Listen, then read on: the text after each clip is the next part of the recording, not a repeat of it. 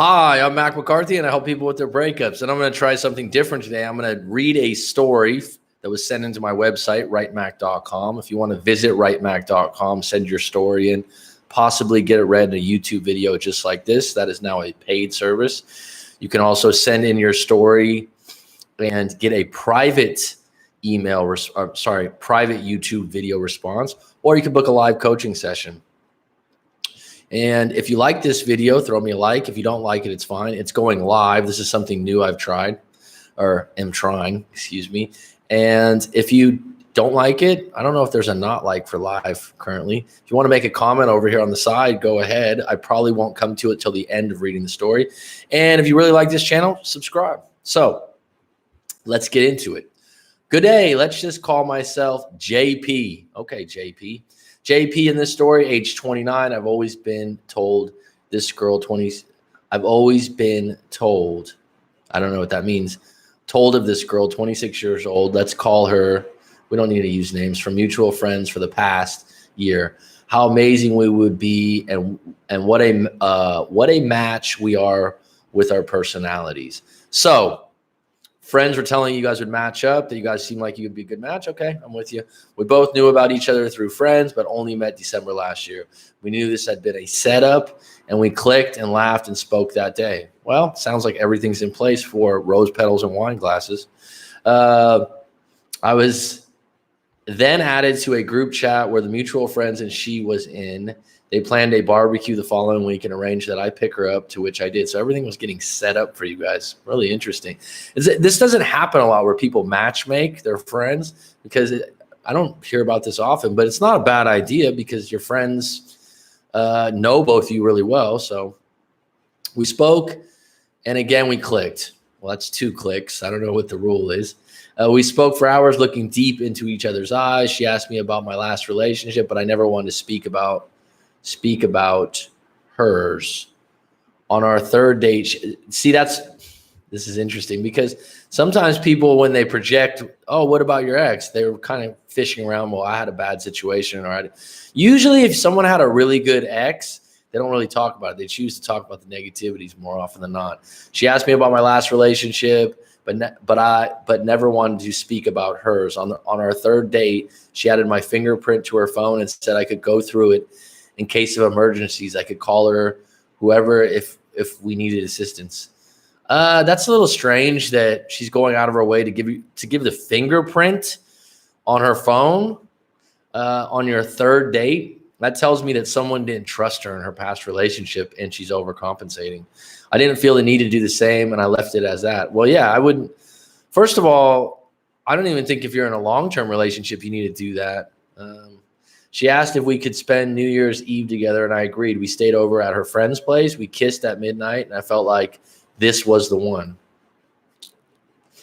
This was the one. 29 years old, you found the one.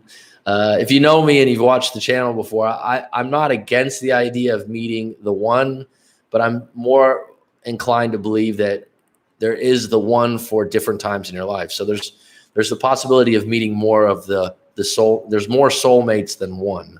Okay. We took walks on the beach, spent lots of time with different friends. You do a lot of multiple friends hanging out.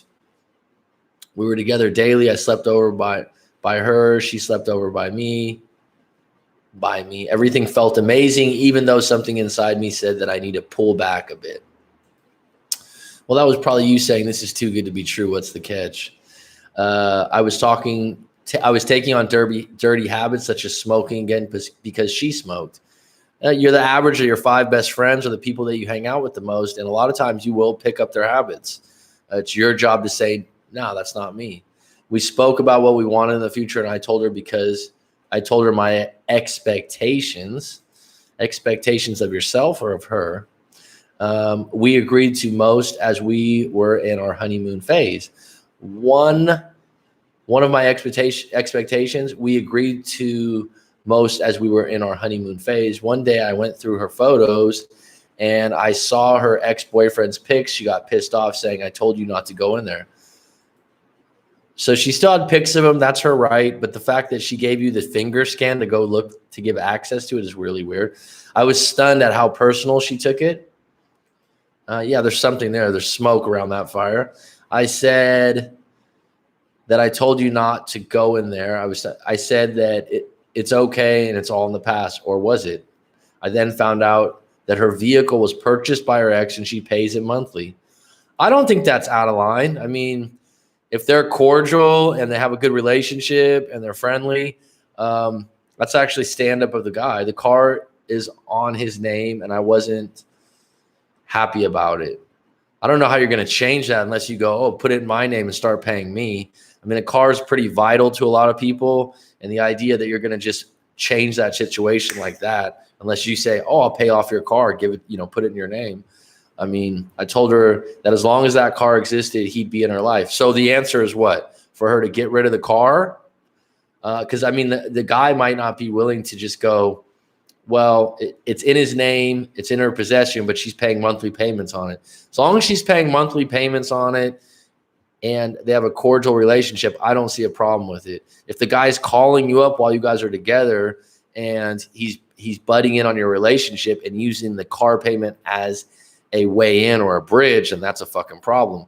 But it doesn't get rid of the fact that how is she going to get another car? Because she's not just going to bail on this guy. She obviously owes him the monthly payments if they made an agreement. I told her that as long as that car existed, to be in her life. She reassured me that that was not the case. Later that evening, he messaged her at 3 a.m. Dun, dun, dun.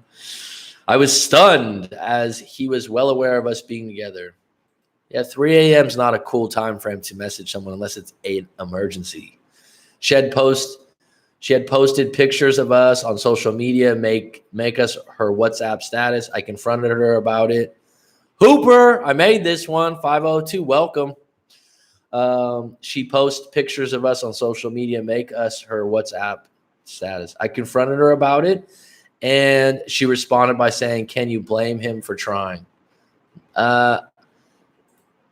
Be neutral. I mean, I'm sorry, I got deflected here from the comment from Hooper. Later that evening, he messaged her at 3 a.m. I was stunned. She posted pictures of us on social media, make us her WhatsApp status. I confronted her about it, and she responded by saying, can you blame him for trying?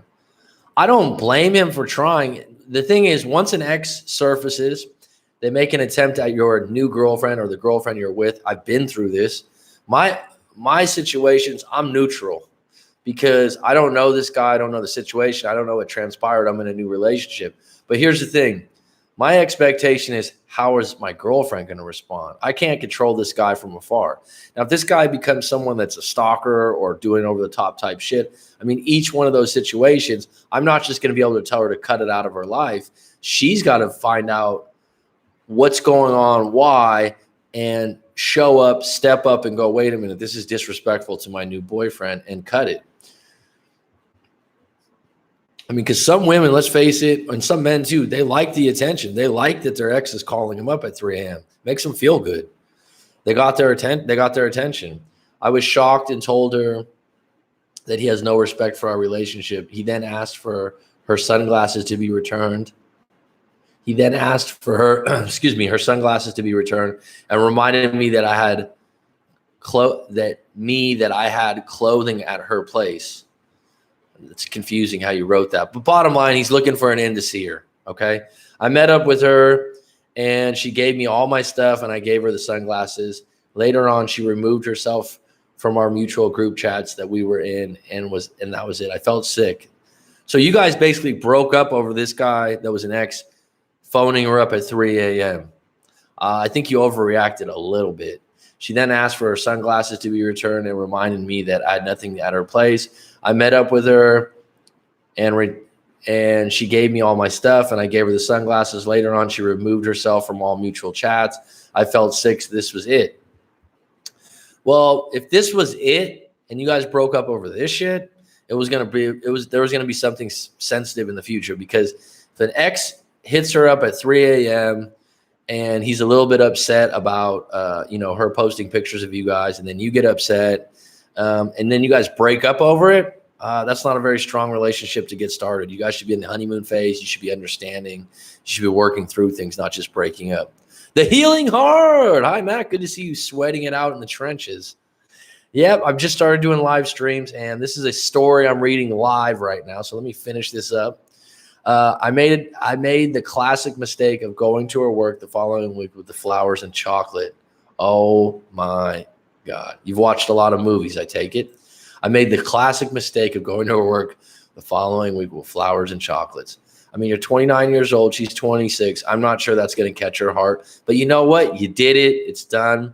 If there's any women out there on this, would flowers and chocolate do it for you? Has any guys done this before? I've never been a flowers and candy guy. I know that's a big thing for Valentine's Day. Women do always love flowers. I don't know about chocolate, but they do always love flowers, even if they don't say it. And if you do send them flowers at work or a public place, more than the flowers, they love the idea that other people can see that they're receiving those things. Now, that being said, if you're trying to win someone's heart back out of a breakup with gifts like flowers and chocolate, I don't know the percentages on that. Healing Heart, you might want to punch in on this, but I don't think it's going to work in most cases. She said that I should stop coming to her work and that she had moved on. Well, that's your clarity, dude. Bam. So you did something like that. You put your heart on the table and she stomped it. And now you go, this is what I tell people. Even though you feel like it was a failure, it wasn't a failure because she just told you where she stands. Point blank. She just went, you know what? Don't come back to my work. Flowers and candy aren't going to work. I'm not even interested in saying thank you. That was sweet. She's like, don't come back to my work again. Bam. You're done. You're not contacting her again. If you contact her again within the next few days, it's creep. Hippie chick, no flowers, don't work. No, the flowers don't work. Well, you're a hippie chick. What would work? Just out of curiosity, hippie chick, what would work in this guy's case, right? If flowers and chocolate don't work, is it no contact? What do you think? I honestly thought moving on meant empowering herself and taking time out for herself. Thought moving on meant I mean, she said she had moved on. You just got to take it for what it's worth. Your idea, hippie chick says, mow my grass. That could mean a lot of different things. I just think the chick is wrong to start with, so not sure he should be doing any of that. Yeah, if that's a big part of it. Sorry, there just came a bunch of different posts. The thing about it is, you're right. If you think that she took the call at 3 a.m. and you're pissed off that she still has a car payment with her ex and she's still saying her ex is trying, I mean, why are you going with flowers and candy and trying to win her back when you feel like she did something wrong? Over time, that's going to be a layer in the relationship that's not going to go away. This is why it's really good to write your story out. In the meantime, she had went back to her ex-boyfriend. Well, that's your fucking clarity. The bottom line is, if she went back to her ex-boyfriend immediately after you guys broke up, she was never all in. Tell me I'm wrong out there. She was never all in. If she immediately went to her ex-boyfriend, he was always on the back burner. She possibly was going to herself, well, and maybe it was a ploy. Like, she got this guy's attention by going out with someone new, and that was her ploy. It was my birthday last week, and mutual friends posted some pics of us and a friend of mine. Wow, you guys got a lot of mutual friends. Of us, and a friend of mine showed me that she posted a pic of her and her ex-boyfriend. Well, now her boyfriend, right? I cannot see anything of her as I blocked her, but I surely miss her. Well, of course you miss her. You had a good relationship. You said it was a really good connection in the beginning. But right now, come back to the fact that she basically put her hand up and just said no to the flowers and candy. And she said she moved on. And she went back to her ex that you were pissed off that she was talking to. So even though you're hurt, you got crystal clear clarity about where she stands. I'm focusing on the planned activities I had set out before meeting her, and I know it will be okay. Okay, you have planned activity. Okay, good for you, man. I just don't know what to do. Should she try and come back, or how to be around her? Be yourself, act natural. Don't try at all, and avoid any kind of awkward conversation. Say hello, be short and sweet, and we had an intense, intimate 2 months. Okay, well, right now she's with someone else. We introduced each other to each other's families within that 2 months. It doesn't get, even if you had an intense 2 months and you introduced each other to each other's family, it's still just 2 months. And the thing is, when you date and you go out with someone, you don't know them at 2 months. Tell me I'm wrong out there, people. I mean, you really don't know someone in 2 months. So if you had mad, passionate, loving sex, intimacy, and then you had this great time, and then you break up and she goes back to her ex, clarity. It wasn't that big of a connection. There was a high level of attraction, but you obviously trust, connection, attraction. You obviously didn't have a lot of trust, because the minute shit went wrong, it was like, all right, your ex is calling you up. What's all this? And then you get up in a fight and you break up. It's crazy. It's funny how she's able to just move on and act as if this whole thing never existed. Well, this is a very, very, very, very common theme that people do this a lot. They go, oh, she could just move on. She did. People do. And the person holding the bag always thinks like, how could she do that? She just did it. It's actually very, very human. And the person on the other end just can't believe it because they haven't moved on and they haven't met someone else. And the bottom line is, you didn't have someone waiting in the wings. You didn't have another thing to just jump on, and people are different. Some people, I just talked to a guy today who said it took him 1.5 years out of a 7-year relationship to heal. I don't think he's weak. I don't think there's anything wrong with that. He was in a 7-year relationship, said it took 1 year out of dating and healed, read some books, worked on himself, and I think it's fucking outstanding. We had a great live coaching session today, talked about this new woman he's seeing, talked about someone he's going to be dating in the future.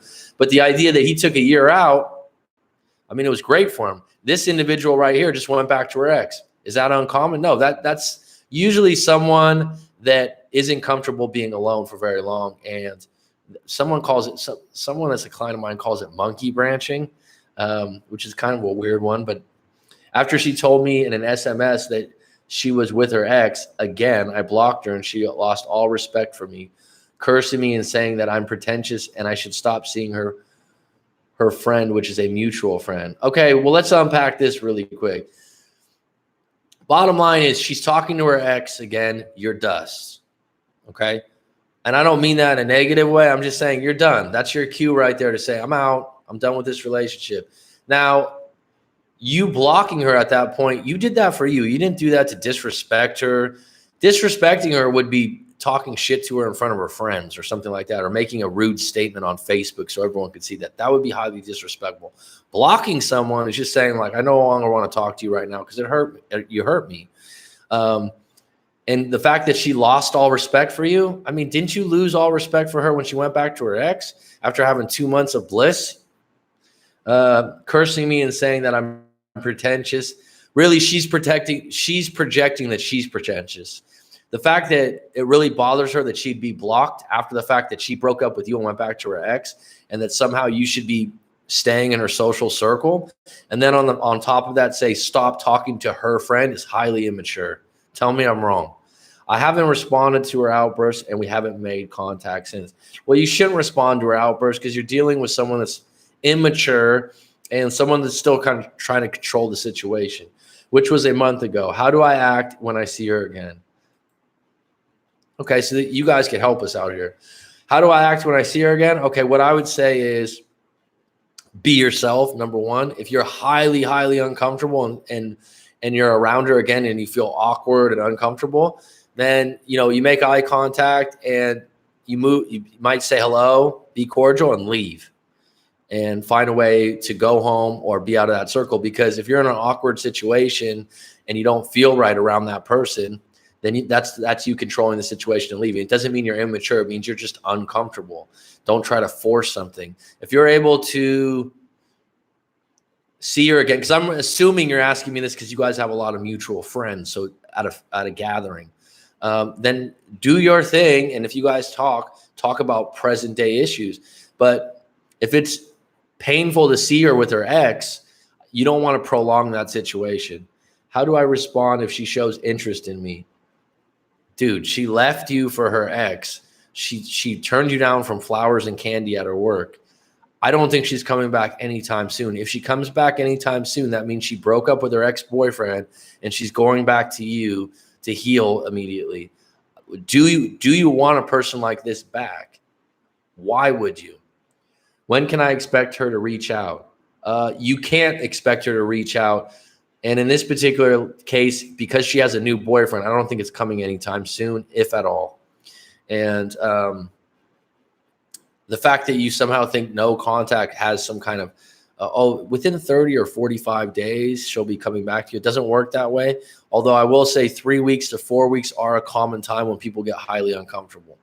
Okay. I've seen that in, I don't know, research and articles out there. I can't state where, but 3 to 4 weeks usually is when people get really antsy. But if someone left you for someone else and they have a replacement and this woman's talked to you in the fashion that she's talking to you, I don't think she's very interested in getting back together. And I would not sit around waiting for her to contact you. I feel like I'm to blame for her going back to her ex. Whether you want to blame yourself or not, it's done and dusted, and she went back to her ex. And if she did go back to her ex that quick, it was always on deck. It was always in the back of her mind. It didn't just happen magically. And I don't know how long they were together. If they were together 4, 5, 6 years or whatever, that's a hard bridge to break. That's most of the story. Sorry for the lengthy explanation. Love your YouTube material. Keep it up. Appreciate it, man. No problem. This is the first time I did something like this live, so you're going to get a lot more comments in the usual videos. So let me scroll through these really quick. Hooper, you're getting really thick with it. So, right. So like I told everyone out there, I'm just trying this live stream at different times because I'm in a different time zone myself. It's 7:38 p.m. where I'm at in Thailand. All right, T Rose going on an early run while I listen to live stream with Mag. Mr. T Rose, the Pete Rose descendant, live and die in LA. All right, man, it's really early for you. Enjoy your run, buddy. Healing Heart, Hippie Chick, yeah, that was funny. Hippie Chick's funny. Going for early run. Hey, coach, sorry, suddenly went away earlier. Had to run for work. No worries. That's why I'm trying different time frames because I really enjoy this live stream thing. Yeah, flowers during the relationship, not after. They've bounced you. Good one, Healing Heart. Healing Heart knows. He's a seasoned vet, right? And I would agree. I mean, flowers, if that's flowers, especially candy or something like that, I mean, you're like I said, you're overcompensating and it's not attractive. Ha, knew it. Jessica Maria Haight. I don't know what that means, but okay, good to know something. But gone. Need your take on this. Last week, but gone. I love that name. BG. Last week when my ex and I were talking, she was telling me, saying that she thinks of me and that she kept all the things that could remind her of me. She sounded so nostalgic.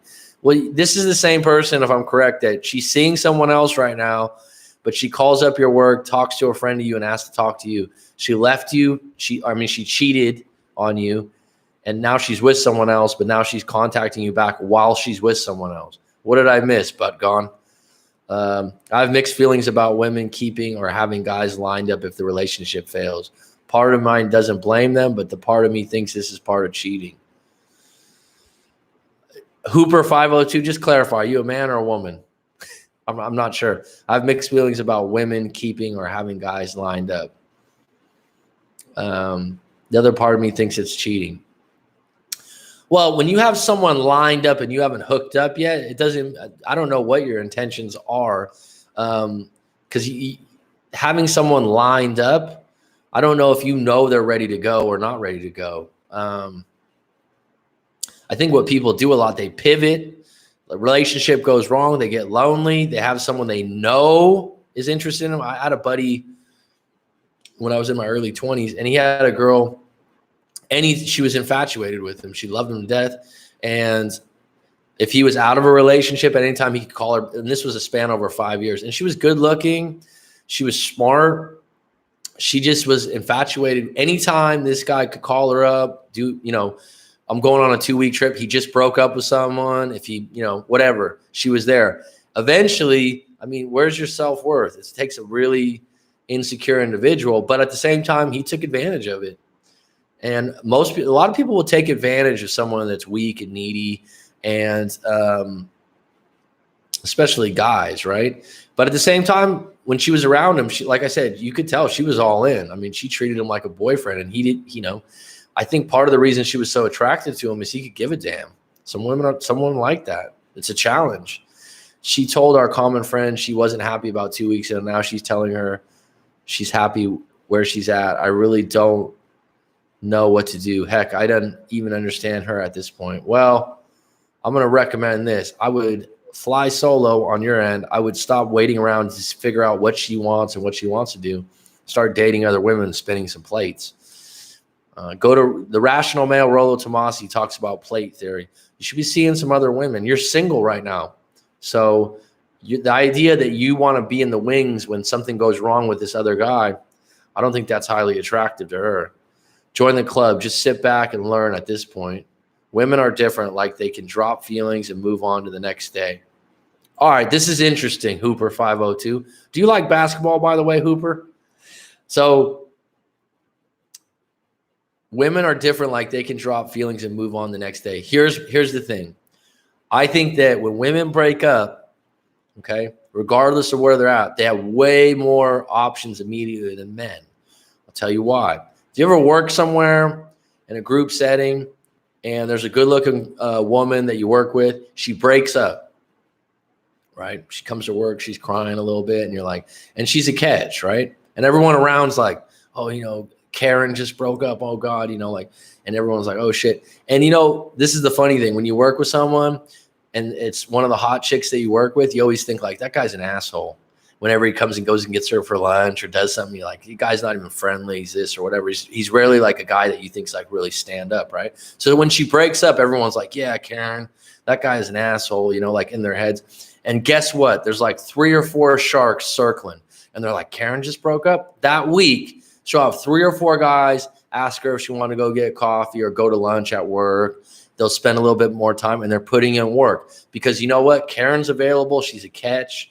And even though she's vulnerable right now, they look at it like, oh, shit, she hasn't been single for a couple of years. They show her attention. They ask her if she wants to go out for a few drinks. She gets a lot more attention. Now, the guy at the same job, right? He breaks up with his girlfriend. He's beside himself. He comes in. There's not a bunch of women that are going, oh, my God, I'm so sorry about Joe. They're thinking like, oh, Joe just broke up. Have you seen him? He's a wreck, because they might show a little bit of compassion for him, but it's not attractive. The women won't be circling going like, let me just go to lunch with Joe and hear about his problem. Maybe I can hook up with Joe. It's not like that, because he comes off kind of weak and needy, and that's not attractive to a lot of women. But on the flip side, a man will go, oh, she just broke up with so-and-so. I'll do whatever it takes. And they look at it like, oh, this might be a way that me and her can connect better. I mean, give me your opinion out there. Maybe you guys have a different opinion about that, but I've seen that many times over. And then Karen ends up with a boyfriend or some guy she's seeing within a month. Now, that doesn't mean that women get over men faster. I'm saying their options when they break up overall are usually higher. And a man, I don't know if it's the other part of that is men, I think, are more possessive of their exes. And they tend to worry about if she's seeing someone else, what is she doing? Where a woman tends to feel more bad for possibly herself. And she's not as concerned with that. She's more concerned with if it's over or not. But in that time, they do get a lot more attention. The wolves will come out. Tell me I'm wrong on that. So glad my ex and I don't have mutual friends. Makes a clean break easier. That's true. I've heard this many times where people say, we have mutual friends. What do I do?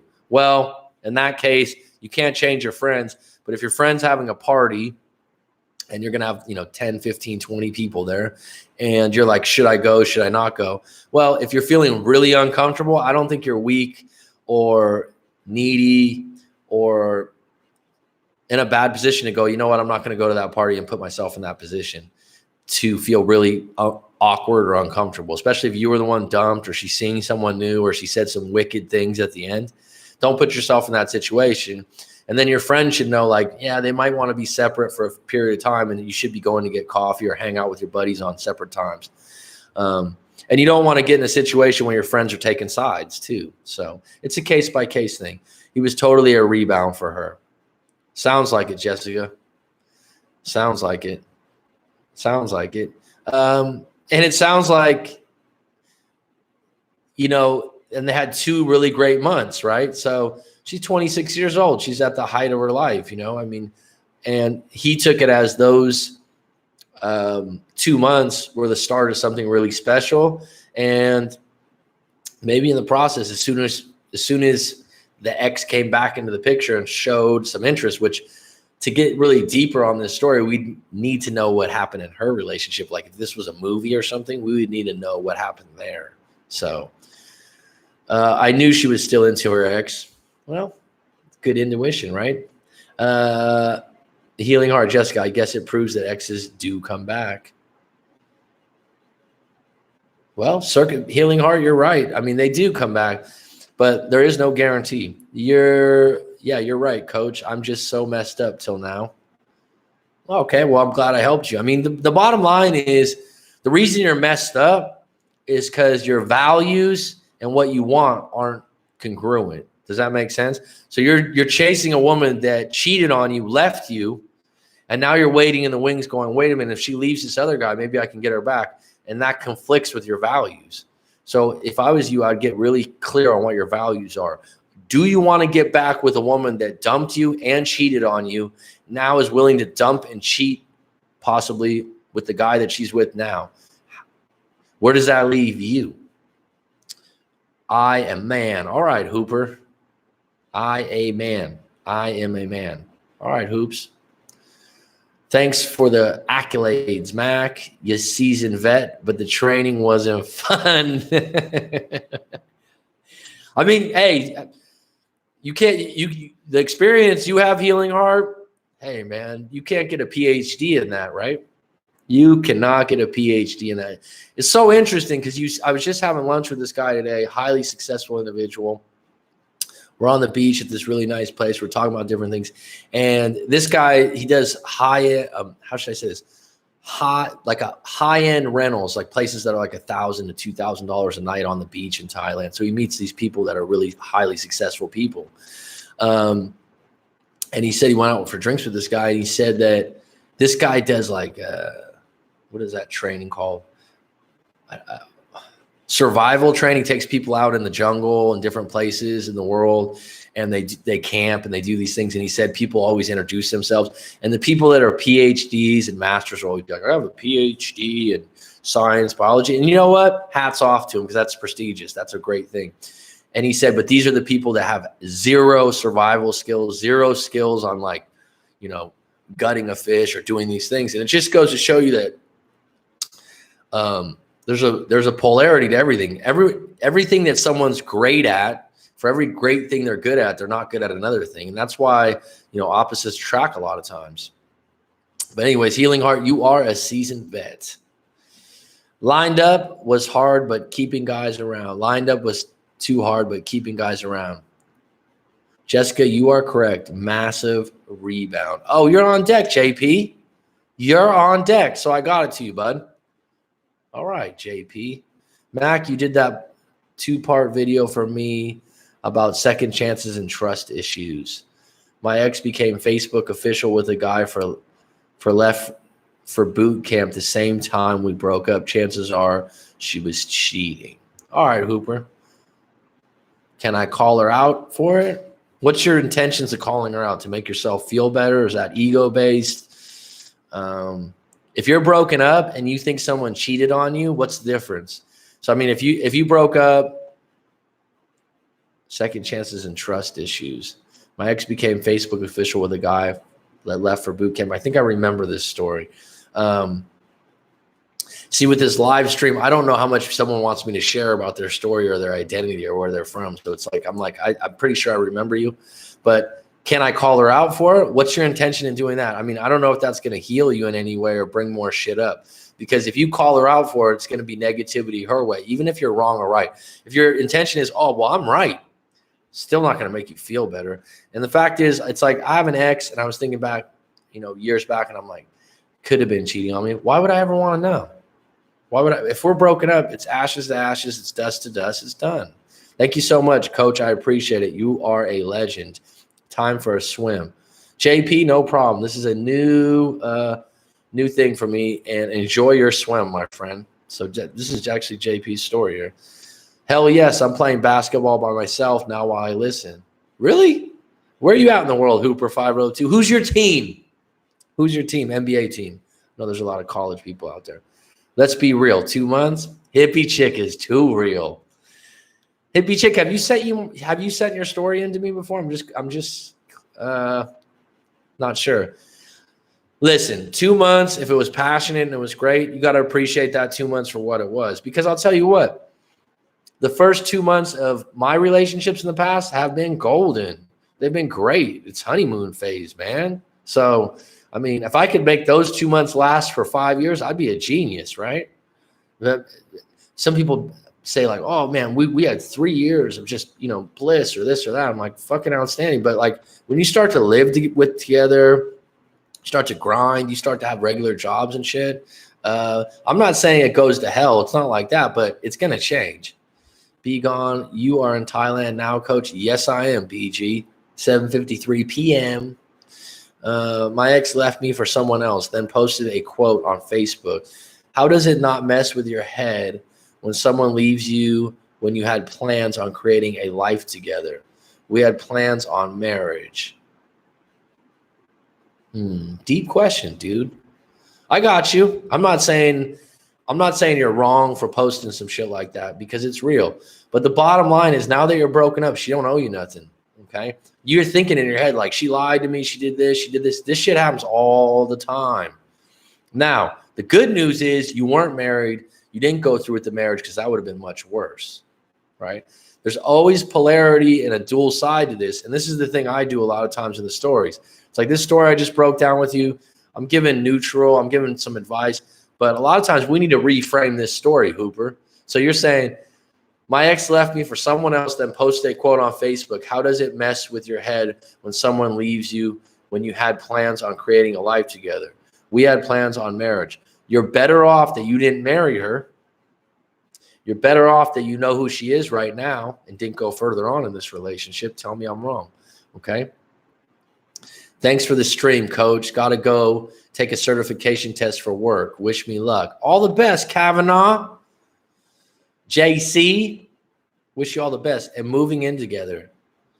James, good luck, bro. Yeah, right on. Thanks, Hooper. Throw him some love. Healing heart, James, good luck. Yeah, certification, you got it. Hippie chick, no, she didn't send me a thing. Okay, that was clear. Hello, so my ex contacted me this week after 6 months of cold turkey, no contact. He asked how I was doing.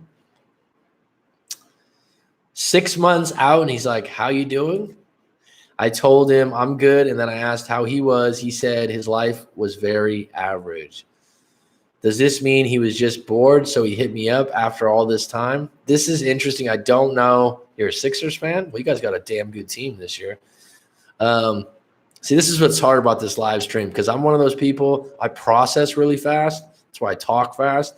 So when I see stuff, it's like I'm moving off it. I'm sorry, Ann Dio.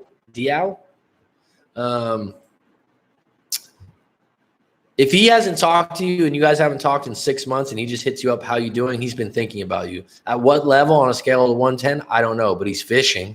He's definitely fishing. I'm just saying, if I was 6 months out and I haven't contacted you and I just say, hey, how you doing? I'm literally saying like, how are you doing? But in the back of my mind, I'm wondering, are you single? Like this or that. And if he said, oh, life is very average, then he's saying basically looking for some excitement, right? Because no one wants to stay at average forever. Does this mean he was just bored or so he hit me up all the time? I answer that. The Sixers, wish you the best of luck. I like the Sixers. They've been shitty for years. I'm a huge Warriors fan. People forget how shitty they were for years, so I'm happy for the Sixers. You guys got all those picks lined up. But, I mean, this year you don't really have an excuse for it when you went out and got Tobias Harris. So I don't want to get too much into basketball. I now feel bad for JP. Why do you feel bad for JP, hippie chick? And nice, but proceed with caution. The talk about marriage, it was fantasizing you dodged a bullet. Exactly. See, that's what I mean. Like when someone sends their story, there's something you're not seeing that if you look at it from a different side, every story has a couple facts, and then they have different frames that you can change the ending, right? It's like you could go, oh shit, I'm so glad we didn't get married because this would have been a mess, right? I'm from California. You get married, you have kids, you go out and get a house, you do all these things that are part of marriage, right? You make commitments. And the thing is, when you make a commitment on marriage, right, the first commitment is the ring. Dun, dun, dun. And the ring's got to be so nice. And, you know, that says a lot right there. If you have a woman that's like, oh, I don't want anything under 20 grand. I've had friends that are like, I don't want anything that, you know, smaller than this. It's like red flag. I mean, this is what you're dealing with. You know what I mean?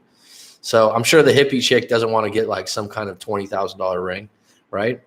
But this is what you're dealing with up front. Now you get the house. Now you get all these things, right? You work your ass off. You're in your 30s. All of a sudden, bam, you guys are getting a divorce. One of you wants out. Now that gets real quick. I've talked to people in those situations, and that's deeper than any of this stuff, right?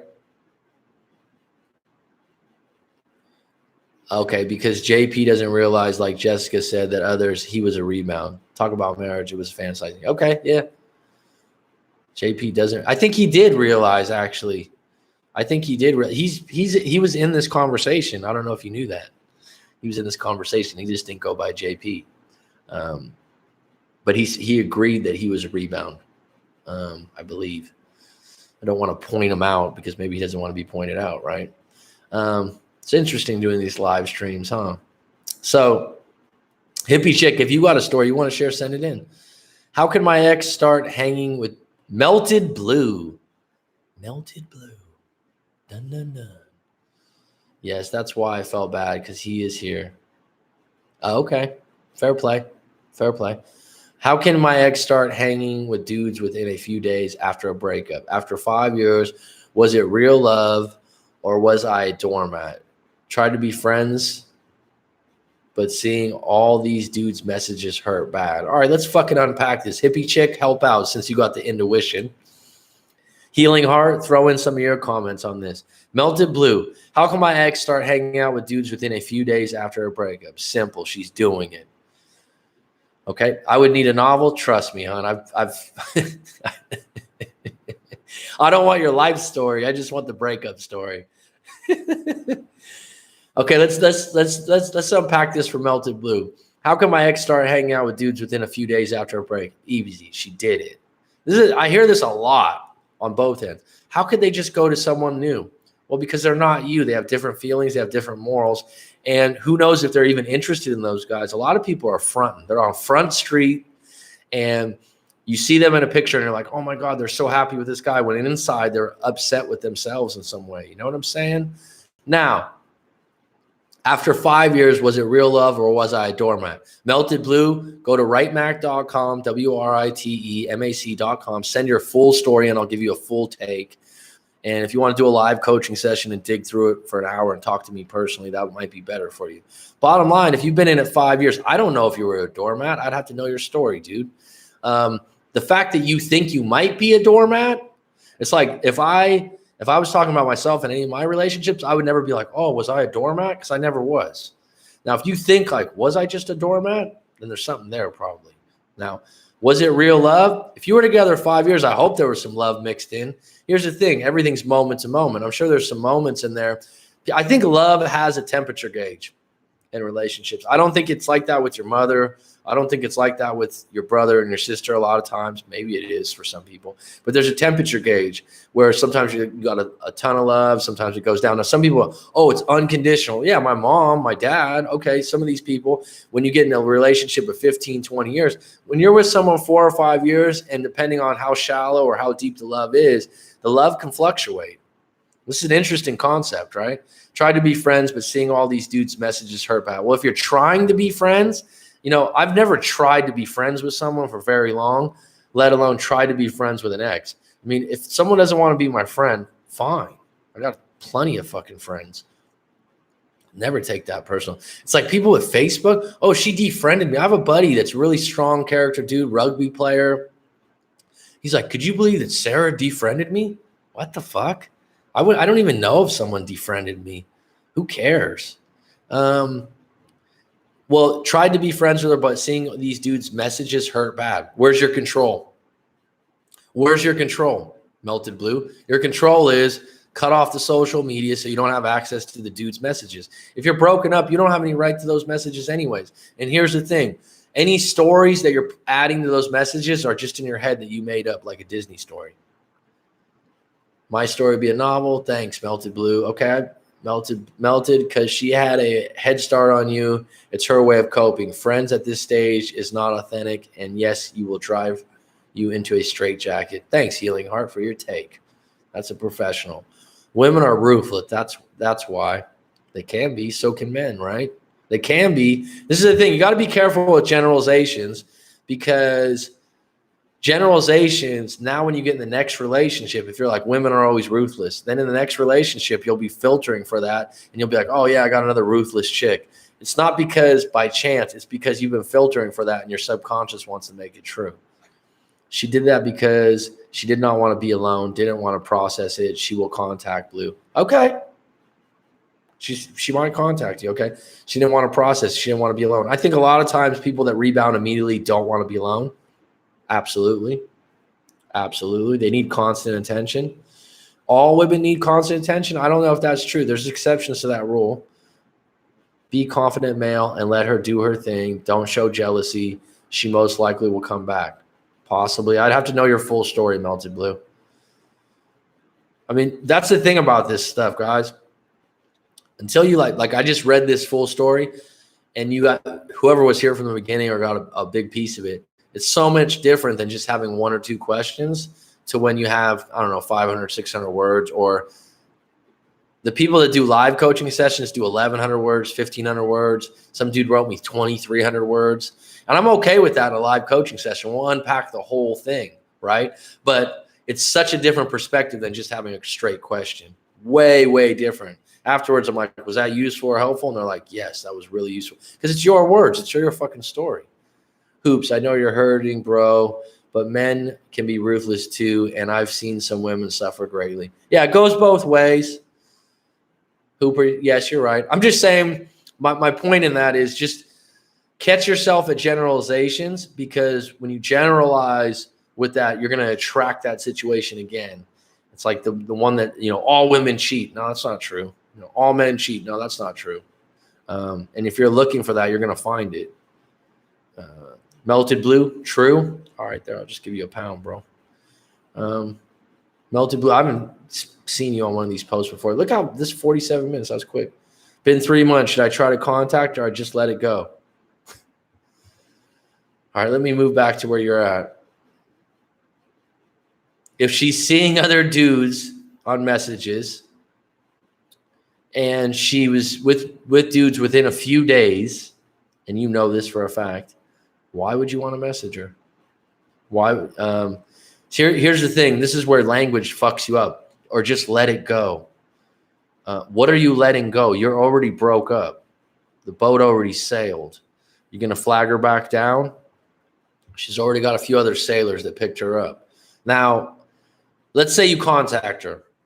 This is scenarios. This is how you reframe things. So you contact her. It's been 3 months. You send her a, hey, how have you been? Like this other guy at 6 months. And she goes, oh, yeah, I'm just fine. In the back of your head, you're going to be going,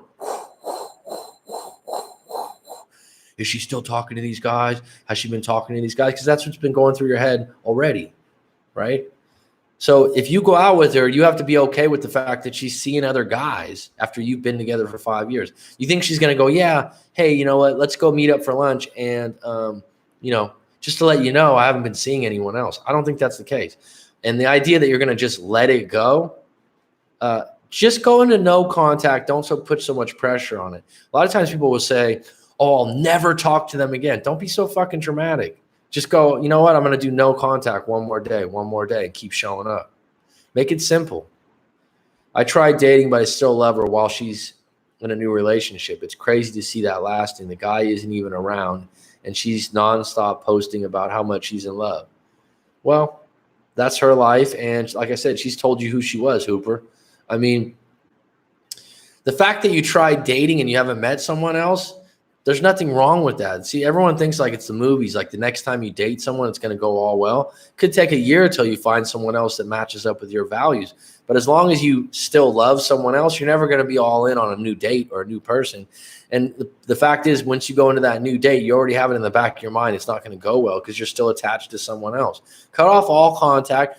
The guy isn't even around. She's nonstop posting about how much she's in love. So where's your power? Stop having the ability to check what she's posting because it's hurting you. It's bringing you to ground zero every time you see it.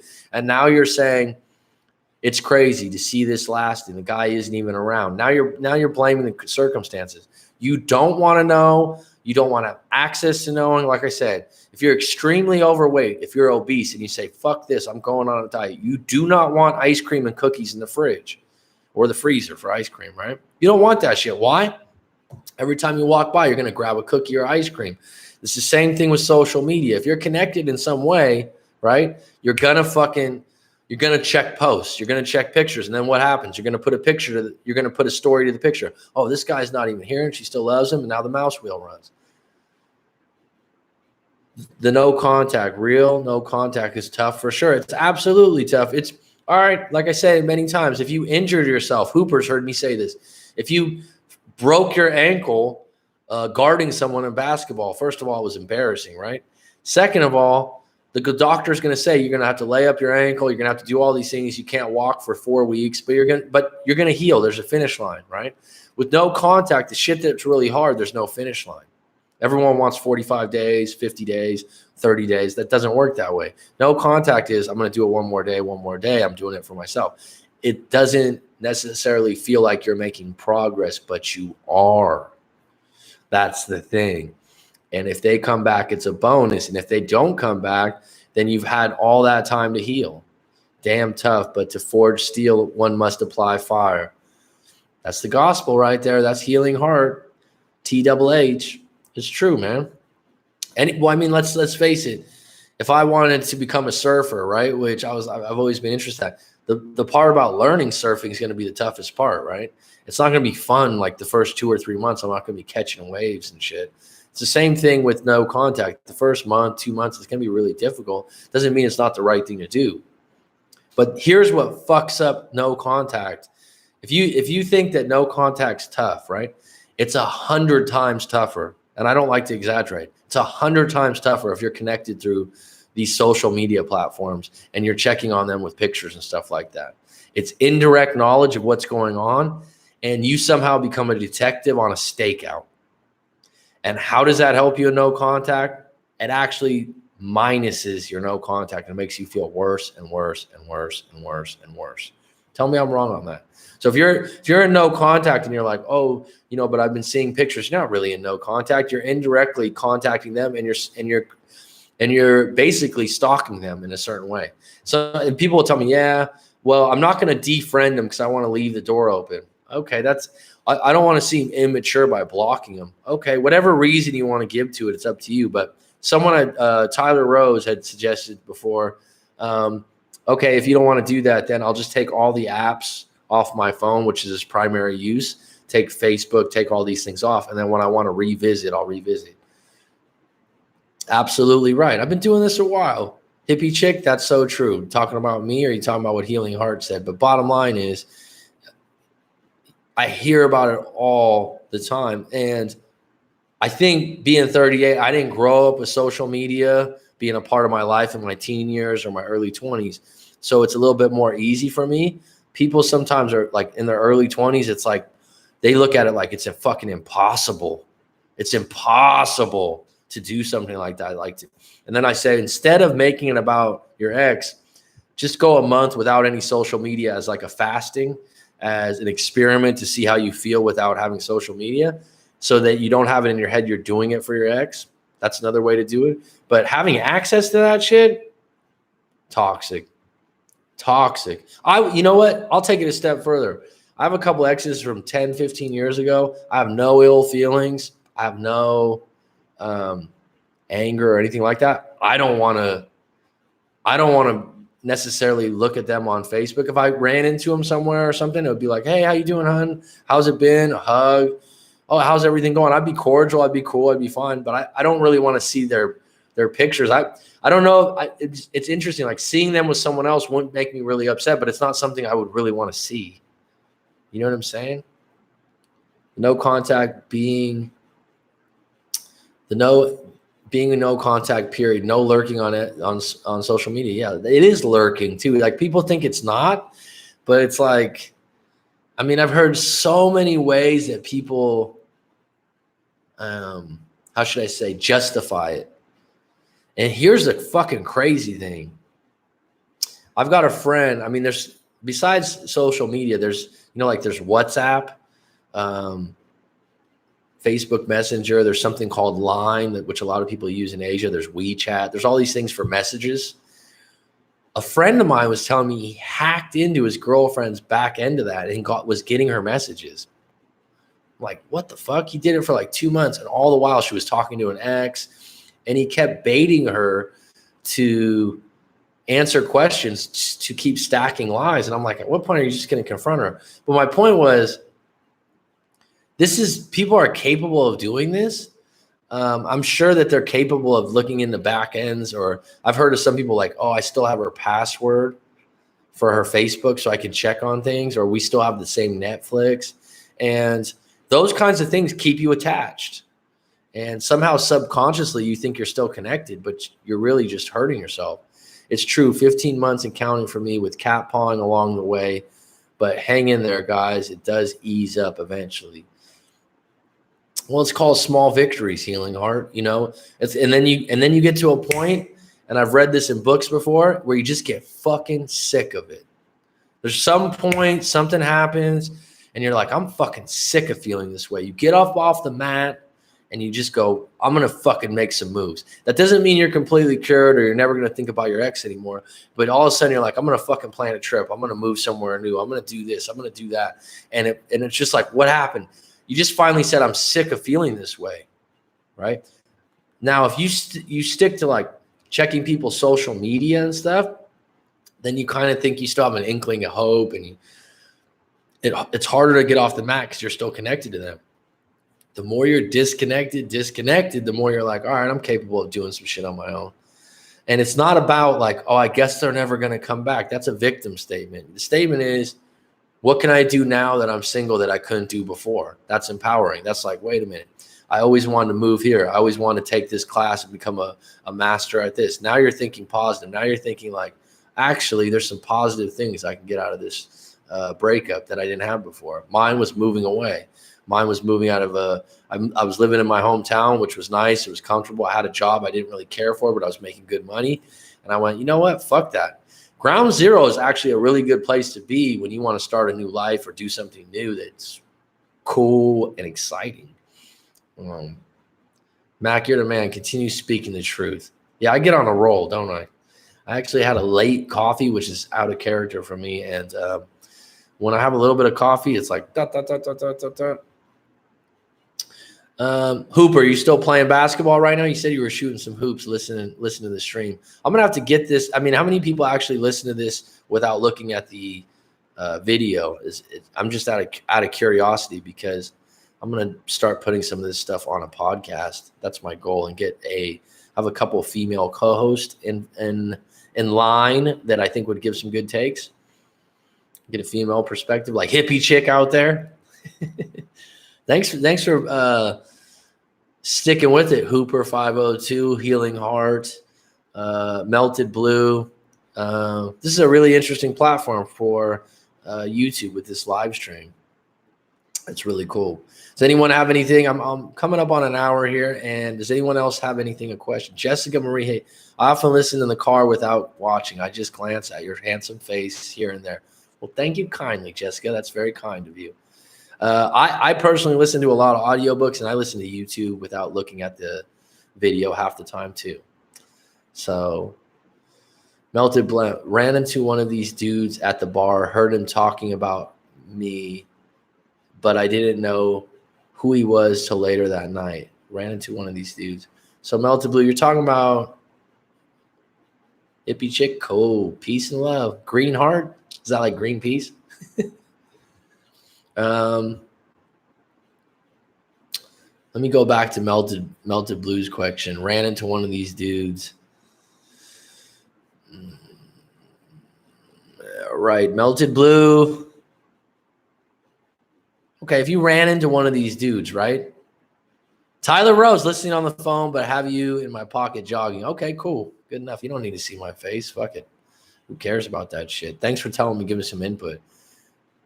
Yeah, one of her new guys. If she has multiple guys, you should have no interest in her at this point, let alone one. If you run into a guy that she's seeing, if I was in that position, some guys at the bar, he's just another guy to me. I don't want to be around him. If he's talking shit about me or something like that, I mean, am I going to fight over someone I'm not even with anymore? I mean, years back, I was in a situation where someone I suspected had been maybe hooking up with my ex. We had been broken up for 3 or 4 months, but I was still in a place where I quote unquote missed the relationship. And I got really uncomfortable quick because I started assuming this guy's been, I didn't know. I don't know if they were together. I don't know if they hooked up.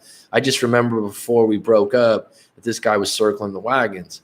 So, and he seemed a little awkward when he was around me. Now, that being said, I didn't want to hang out with the guy much longer. I didn't want to go out of my way. Where's my power? I mean, I sat there, conversated with other friends, and didn't go out of my way to really talk to this guy, where I'm usually very social with everyone. So I decided today to not check her social media. Flo, the infamous P, back on deck. It's been killing me. Don't use the word killing me. It's highly dramatic and it doesn't help your situation. So instead, I decided today to check her social media, right? It was the wrong move. That's why I'm going back into social, no contact. I mean, the problem is, like I said, you got 2 choices, infamous P. Do a full 30-day, and I'm just saying 30 days so you have a finish line. I don't know if you want to do 30 days doesn't mean she's going to come back or it's not going to provide you with anything. But what 30 days will do is it just gives you a finish line. Go 30 days, no Facebook with everyone. Now all your friends, oh, you're not on Facebook? It's not going to be the end of the world, dude. Go on a Facebook fast so that you don't have access to that. If you got all those other things, fine. But it could be she knows you're watching. She's getting your attention. It makes her feel well. Yeah, one of her new guys. Mac TV rocks. See you next time. Stay strong, everyone. Right on, Healing Heart. Hippie chick, yes.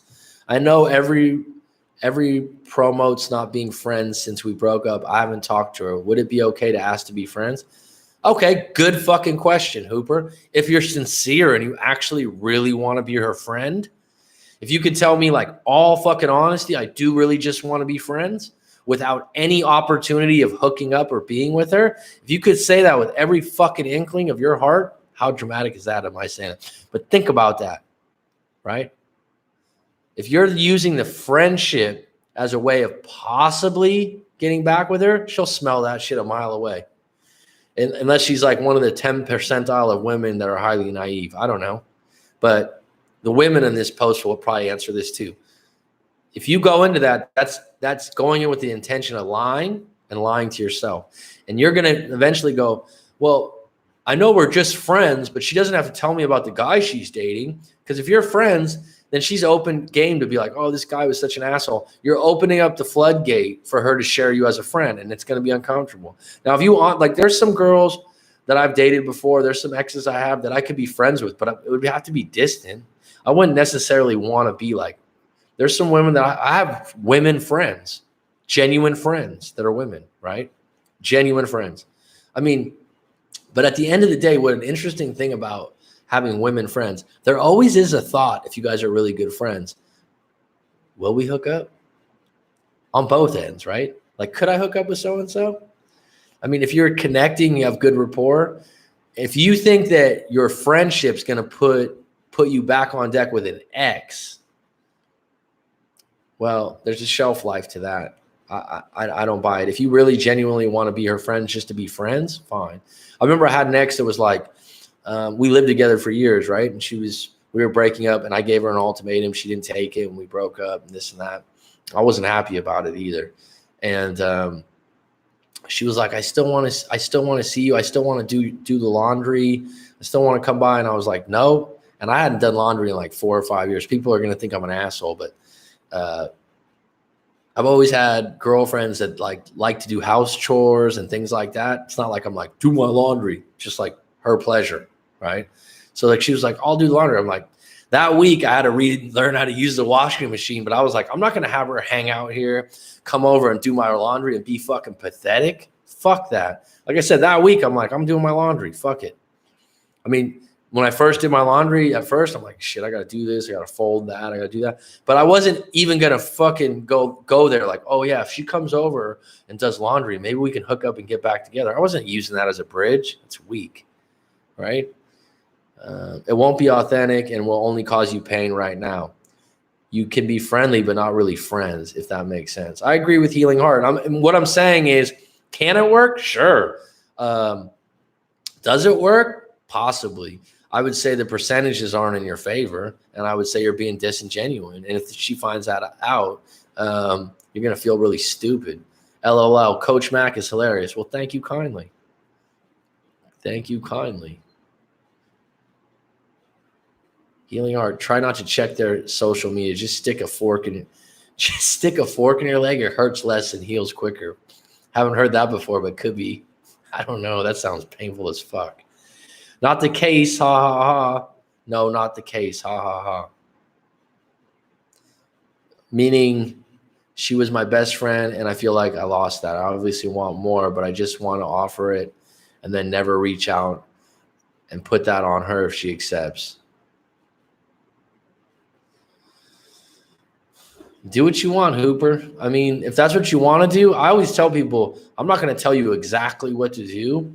I'm going to unpack things, that's what I like to say, show you a few different paths that you can go in. Just be true to yourself. Because if you're friends with her and you have an inkling of hoping to get back together, and this idea that you guys are best friends is a beautiful concept. But if you think that like somehow being friends again is going to put you back on deck in any course or way, what you're doing is you're erasing the fact of meeting anyone else, because your heart and your energy are going to be with her as a friend, hoping and wishing and trying, which, like I said, damn you, Mac, I really got to go. Go ahead and go, but I understand. It's fine. I can roll, right? I can talk. But what I'm saying about Hooper 502 with this, I understand you want her as your best friend. How is she going to treat you as a best friend where you guys used to hook up and be affectionate? Now, if your goal is to be friends with benefits, maybe that's on deck. Maybe that's on deck. You know what I mean? Maybe that's on deck. I don't know. But going into it, like maybe I should ask her to be my friend. Why don't you try to go no contact a little bit longer? It's my suggestion. And actually try to go on some bad dates. It's like, people talk about if you want to become a writer. I'm working on writing a book right now about breakups. And in my experience over this year and talking to different people, and what comes up a lot. And they say like, write 2 or 3 bad pages a day.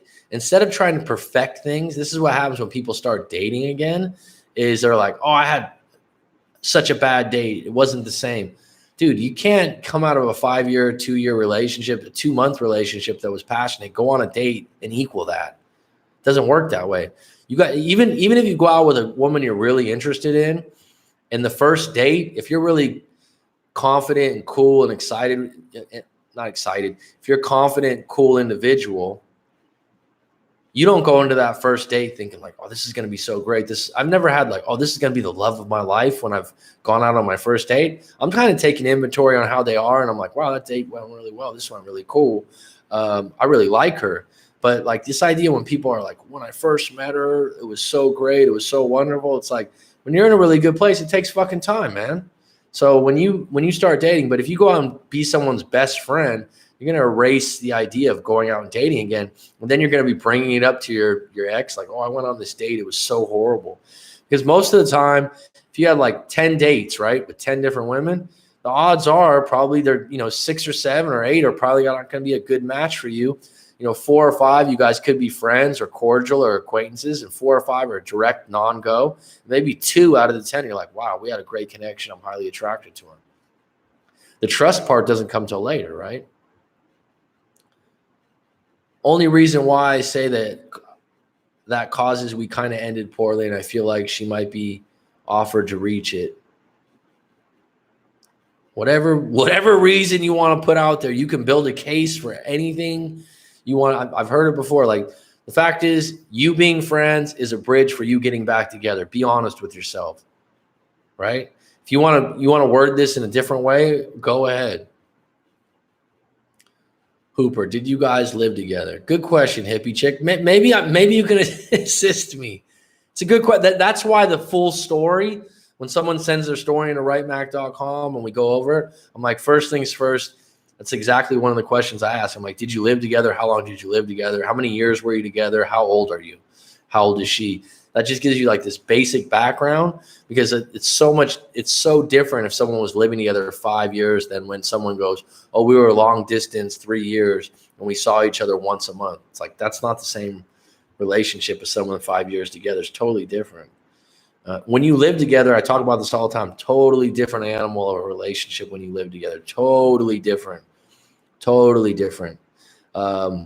And that breakup, when you live with someone for a long time and you got an empty space in your bed when you come home at night and you go back to the same house that you guys shared together, that's a different feel. That feels like there's a ghost in the room, man.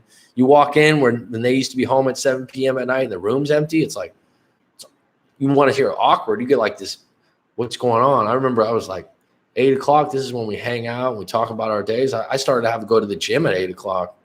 We were looking at apartments as we broke up. Well, there you go. Good thing you didn't get the apartment, right? Because then you would have to go through the shit of dividing up the deposit. I've had to talk people through that. What are we going to do about the deposit? Get your half? Yeah, I didn't know if we were allowed to ask questions. Didn't want to step on any toes. Well, hippie chip, ask what you want. If someone's not comfortable, they don't have to answer, huh? Shit. I lived with my ex 4 years. That's why it confuses me why we aren't talking. Well, you were the one that was together 5 years. Sorry, Mac, I'm shooting hoops and I'm typing. No worries, bud. At least you're active. Hope you're making some shots. I lived with my ex 4 years. That's why it confuses me why we aren't talking. Well, I mean, circumstances are she went and here's another crazy thing. This is why I like to know ages, because people in their 20s can change on a dime. People in their late 20s, sometimes like they're at the end of their 20s and they're like, I want to party. I was talking to someone today in a live coaching today, and one of his breakups are like, she was 28, 29. She rediscovered that she wanted to be a partier and go out and drink and, you know, do these kinds of things. And it was an end for him because he was like, you're my girlfriend. You know what I mean? So who she was in the relationship when you lived together for 4 years changed. And when that change came about, that's why you're seeing a different person. And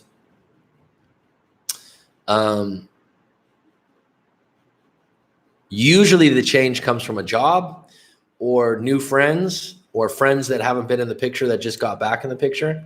And that's not a reason to blame those people, but that's what happens. It's like this guy I was talking to today. This girl, I said, was she just get new friends? She's like, oh no, but her sister moved back, and her sister was a bartender and kind of lived the night lifestyle and went out a lot. And I was like, well, that's what it probably was. Doesn't mean it was your fault. Doesn't mean you could stop it. But hippie chick seems like a cool person. What's the cool name, right? They got a bar in Bangkok called the Hippie Bar. Cool place, hippie chick, on Khao San Road. You might want to check that out if you like hippie stuff. They love their vintage and old school 70s stuff out here. They love it. Mac, a little business idea. Have some sort of community chat you host monthly paid thing. Yeah, okay. Okay. Where your listeners can interact with each other. Okay. Thanks for the heads up, bud. I mean, I've been doing my videos, and I started out doing my videos where I was like, I'm going to answer everyone's story that comes in for free. And I just actually changed that to $25 to have your story read like this guy just did, but I still do some for free.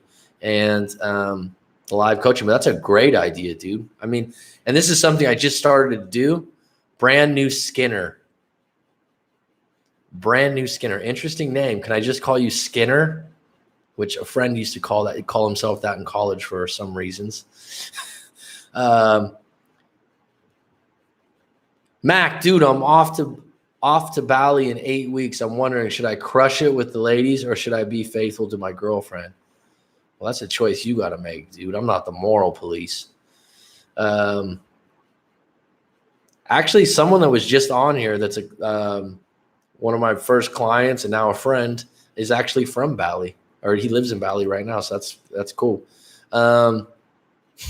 That's your choice, man.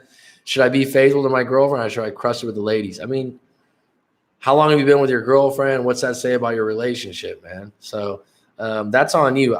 I get people that are in live coachings and they're in situations where they don't be an idiot, Tanash. Like I said, I'm not the moral police. I mean, some people in relationships are open, like their girlfriends allow them to fuck around when they're on vacation. Who am I to say you're right or wrong? That's up to you. I don't know. I haven't been to Bali, actually. I'm pretty close to there. So that's on you. But I'll tell you this, if you've been faithful and that's the kind of person you are and you value your girlfriend being faithful, then you should practice what you preach, right? If that's something you value in your girlfriend, are you going to be happy if your girlfriend's crushing a bunch of dudes while you're away in Bali because she thinks you're doing the same thing? It's a really good feeling when you come back from that Bali trip, if you love your girlfriend and have a great relationship, to feel like I didn't do it. And if you're really into your girlfriend, you feel like you got a really good girlfriend and you really value your relationship, well then, like I said, you're going to feel a lot better when you get home and you're faithful, because hooking up, cheating, messing around with someone that doesn't mean that much to you is much different than having a long-term relationship. How did you end up moving to Thailand, Mac? Moved here 9.5 years ago to teach, to be a teacher, and it's been really good. It's been outstanding. And have been doing it ever since, actually. Hooper 502, it says to hide his comment, but it says, don't be an idiot. Thanks. This is a great group. We'll have to check it out. Okay. Thanks, hippie chick. Excellent advice, dude. Thanks. I'll be a good boy. Be a good boy for you. I don't want to tell you what to do. I'm off to hit the showers. Thanks, Mac. I'll be back soon enough. All right, bud. Hit the showers, Chief. Go Sixers, right? Yeah, like I said, I think that when you get back from that trip from Bali, you'll be like, oh, I'm so glad I didn't do anything like that, right? So thing is, I've had people that are in relationships where they're a part of an affair and they're talking to me. So what's up with your book? Any teasers? Well, I mean, I'm at a stage now where I got it in me. I got it in my head, right? Like if you give me questions, I've come across so many different things. But at the base of it is, when you're in a breakup, you need to learn how to reframe the breakup. And that's what I'm going to be getting the heart of it. And that's what I get into in live coachings, is a lot of times your story, when you write it out and I go through it with you, there's something to your story that you have framed in a fucked up way. And what I mean by that is like you're framing it to not serve you. It's holding you back. It's like this big hurdle and you're like, yeah, it's like, yeah, I know she did this because of this. Well, you don't really know that, do you? There's a guy that I have a lot of respect for, and he did a lot of right things in his relationship. And he had this idea like, yeah, but she didn't better herself. And I had all these suggestions for her and this and that. And then he goes, and then when we broke up, she went and got the job promotion. She did all the things I recommended. And I'm like, well, then the breakup had to happen for her to get off her ass. And he's like, wow, I didn't think of it that way. That's a reframe, because that could be true to the story or it couldn't be. But what's a better way of looking at the story, right? Everyone's trying to close the loop, right? And the thing is, with what I do right now, the genius in it, if you will, is that when I read your story and go through it with you, it's your fucking story, dude. I didn't write that. I'm not putting words in your mouth.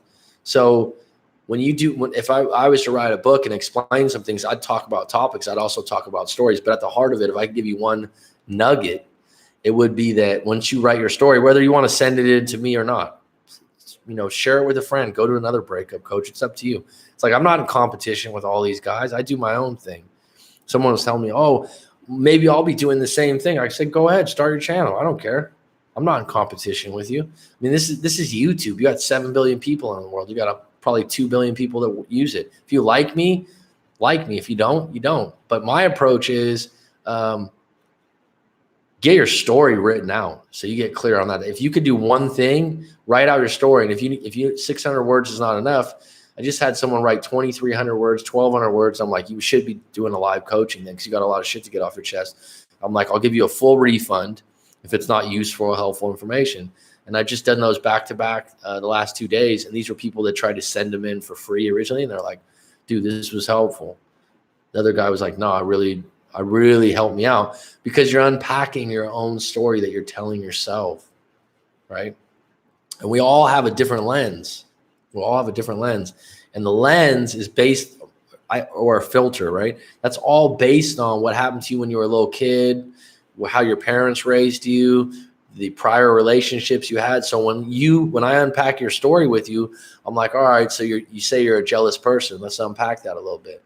Why do you feel you're a jealous person? This comes out, well, I've always been jealous. That's just who I am. I'm like, all right, so when was the first time you were jealous? And it's like, okay, actually, you know what? My father was quite, like, you just keep unpacking it. And you're like, do you think that it's a good thing to be jealous in these relationships? It's going to serve you in the future? And then we go deeper, deeper, deeper. And then it goes into stories and different things. There's all these roots to your problems. And it starts with your story. And then when you get done with it, you get really clear and you're like, oh shit.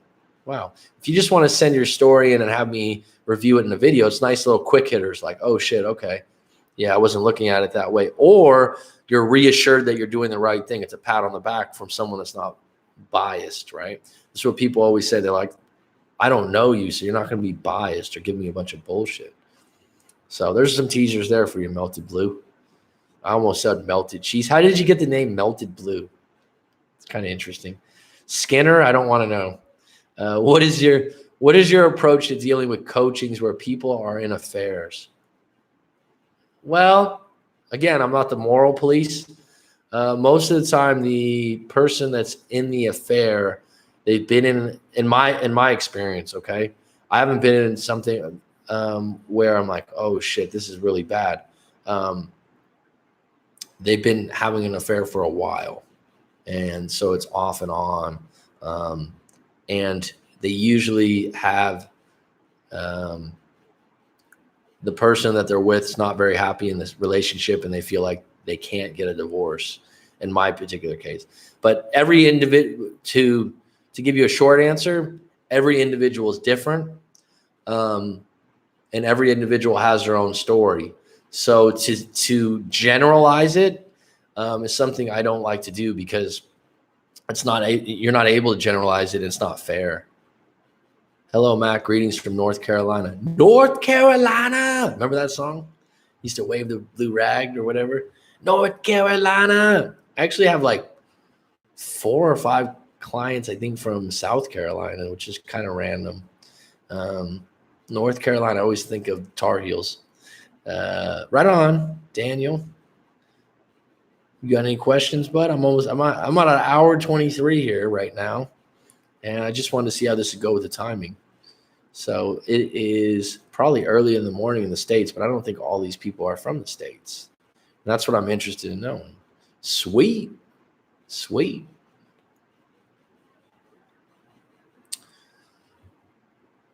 Hey, Daniel, I'm in North Carolina too. Right on, hippie chick. North Carolina.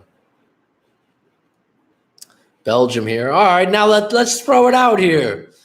Chi-Town, Chicago is in the chat. This is really cool about what I do and talk to people, is that I was telling some other people this. I'm like, breakups, it's like the one thing, maybe there's a couple other things we can mention, but that breaks all political problems, all culture lines. Every human being has this issue of being in a breakup, has these ill feelings, has these bad feelings. So it's like when people send me a story, that it's never like, oh, you're from this country or that country. It's like, you don't even know, because it's such a human problem. And no one starts talking about like politics or like when I was saying, I don't like to be the moral police, because every human being is really different. There's not a wrong to right. I'm currently watching from Australia. All right there, mate. All right, mate. Good day there. The shrimp on the barbie.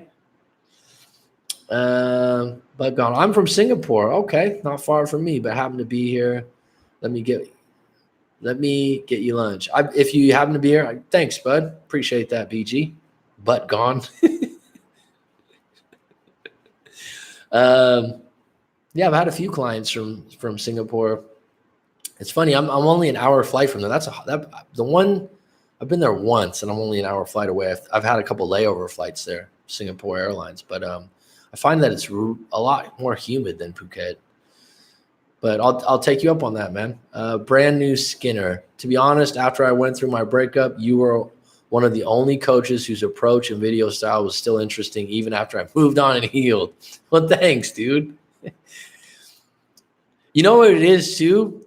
Is I think this is what people tell me, and I take it as a compliment, is they say that I'm very honest, down to earth, or genuine. I get that a lot. Like I'm not trying hard. I'm certainly not trying to sell you a bunch of shit.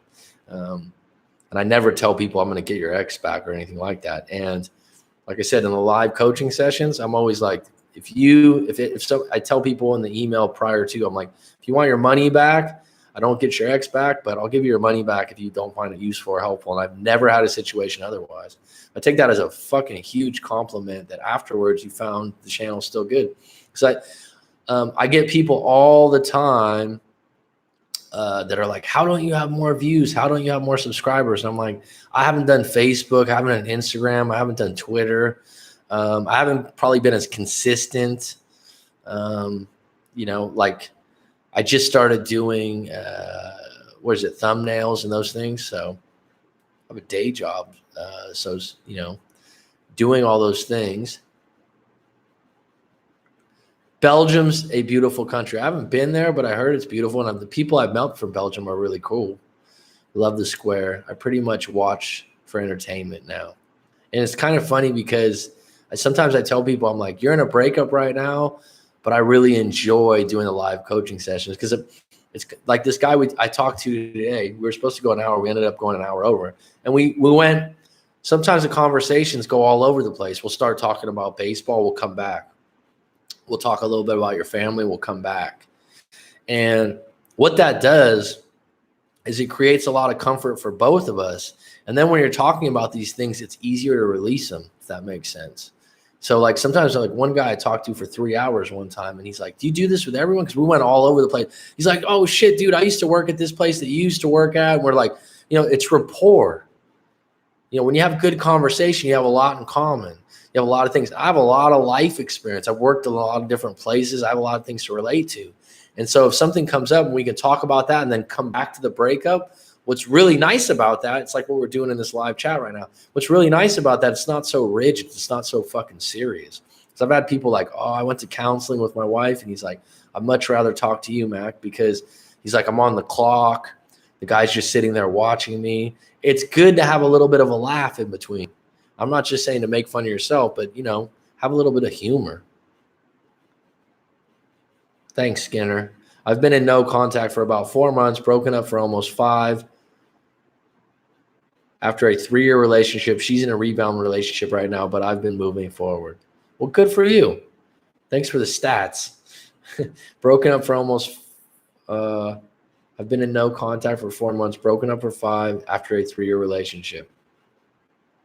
Well, you should be at a point with no contact where you're starting to feel a little bit better. I'm to the point where I want her to feel the pain I felt during the early stages of the breakup. Is that okay to feel anger towards her? Great fucking question. This comes up.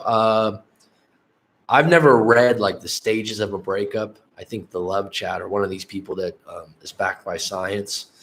I guess that guy has a master's degree or something. So he usually likes to back everything by science, which I don't know if science is contribute. Like when people do these studies, it's like breakups. How can you do a study on breakups when there's 7 billion people? And I'm sure everyone in the world, minus maybe 1%, has been in breakups, and they're different cultures. It's just, it's unique to every situation. Sorry to digress, but the anger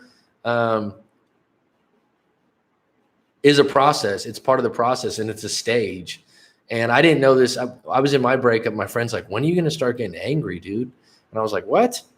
And it's right usually before you get over the hump of, I don't want to say not giving a fuck, but you get to the point where you're like, I'm moving on now. You get a little anger before that because you're like, did they ever care about me? Fuck, I can't believe this happened. You get a little anger at yourself. And then that's what, after the anger, you deal with it. After that, I feel like you get over the hump and you're like, fuck this. I'm not going here anymore. You get fed up a little bit. And that's when I think the anger comes in my opinion.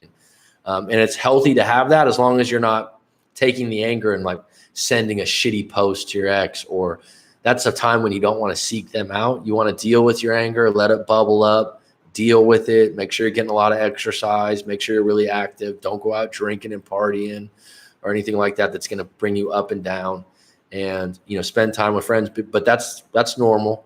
And that's, like I said, if you're 4 months in, that's probably the final stage to when 5-6 months, you still might have some moments to miss her, but you might be like, no, this is done. And that might be the time that they call you.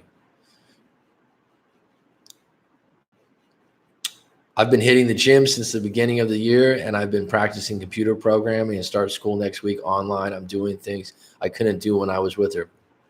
Bam. I got to get a fucking bell in here to ring, don't I? Ding, ding, ding, ding, ding, ding, ding. You are ringing the bell, my friend. That is fucking outstanding, Mr. Daniel Cali Mayer. I mean, that's exactly what you want to do. And that wouldn't have happened if you didn't have the breakup and no contact. If you would have been fucking standing around on the sidelines like a sad little puppy going like, oh, yeah, I called her up last week and I'm, you know, like, I'm just hoping and trying and doing this and doing that and doing that and doing this. No, you're just like, I've been hitting the gym. Plus, I've been practicing computer programming, which is a highly fucking useful skill in society nowadays. So fucking 2 points for that, right? And then I start school next week online. Another point for you. Fuck, dude. Outstanding. Well, hell, my turn to offer you lunch when you're around then. Thanks, Jessica. Where did you say you were at? You're in, Jessica's in Belgium also. Belgium here. Okay. Well, I'd love to go to Belgium, hon. I don't know if it's in the cards right now. I got a lot of friends from Europe that are always asking me, like, if you're in town, if you want to go, you know, let me know. It's just like, it seems so expensive to go there. I'd probably go to Ireland because I'm a McCarthy. My grandfather was from County of Cork. I just had a client that we did a live coaching, and he's an artist in Ireland. He's like, oh, yeah. And it just seems like that would be kind of interesting because my grandfather was very, you know, we're McCarthys. That would be interesting. My grandmother was actually from Spain, and everyone says it's the best place to go in Europe. It's classic American. I've never been to Europe. Thanks to you, Mac. I really appreciate your videos and honest advice. It is fucking honest, Daniel. Thanks. I appreciate you for saying thank you. But it's really cool because I feel like even though, and I don't have a problem with this because people tell me like, oh, 2,500 subscribers. I think my views on my channel aren't very high compared to some other people with breakup coaches. My videos are over 500 and they're not great quality because I put the person's story at the front. So even if they had a shitty story that wasn't very entertaining, I'm like, I'm just going to make sure I'm helping this one person. And now it's been working out. Guinness is life and Dublin is awesome. Well, maybe we'll have to meet there.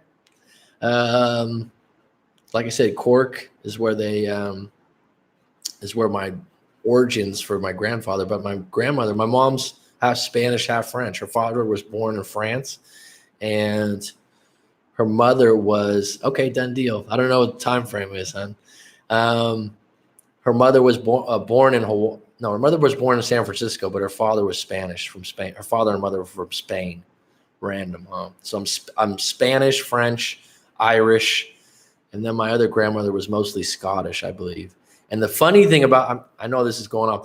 The funny thing about being Irish, right? I'm in San Diego, and there's this group of Irish people at the bar, and I'm like, oh, I'm Irish, man. And it's like, you're not fucking Irish. You're just trying to be fucking interesting. Get the fuck out of here, mate.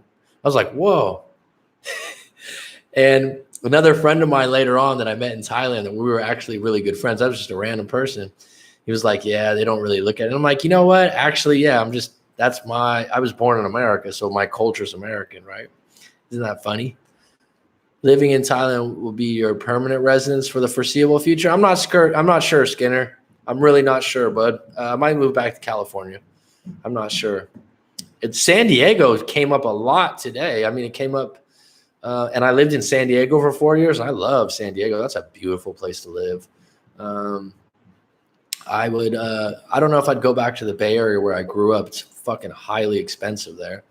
And my parents live in Northern California. My parents are getting older, and so I'd like to be closer to them sometimes. But I do like where I live now. I've been here for a long time, and I like what I'm doing. So people ask me that all the time. They always ask me, is this going to be your permanent resident forever? Foreseeable future? Yes. How long? I don't know. You should get one of those ancestry DNA tests. You'd have a blast with it. Yeah, I've heard good things about it. It's, you know, what's funny about that is living in California, and there's a, you know, big Asian population in the Bay Area and a lot of Chinese and stuff. A lot of people used to think I was part Asian.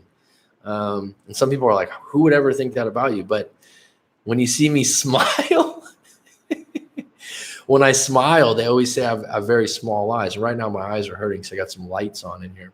But people always used to think I was part Asian, which I'm not. But that DNA test, it's been on deck, and I've had a lot of friends do that, and it's pretty interesting.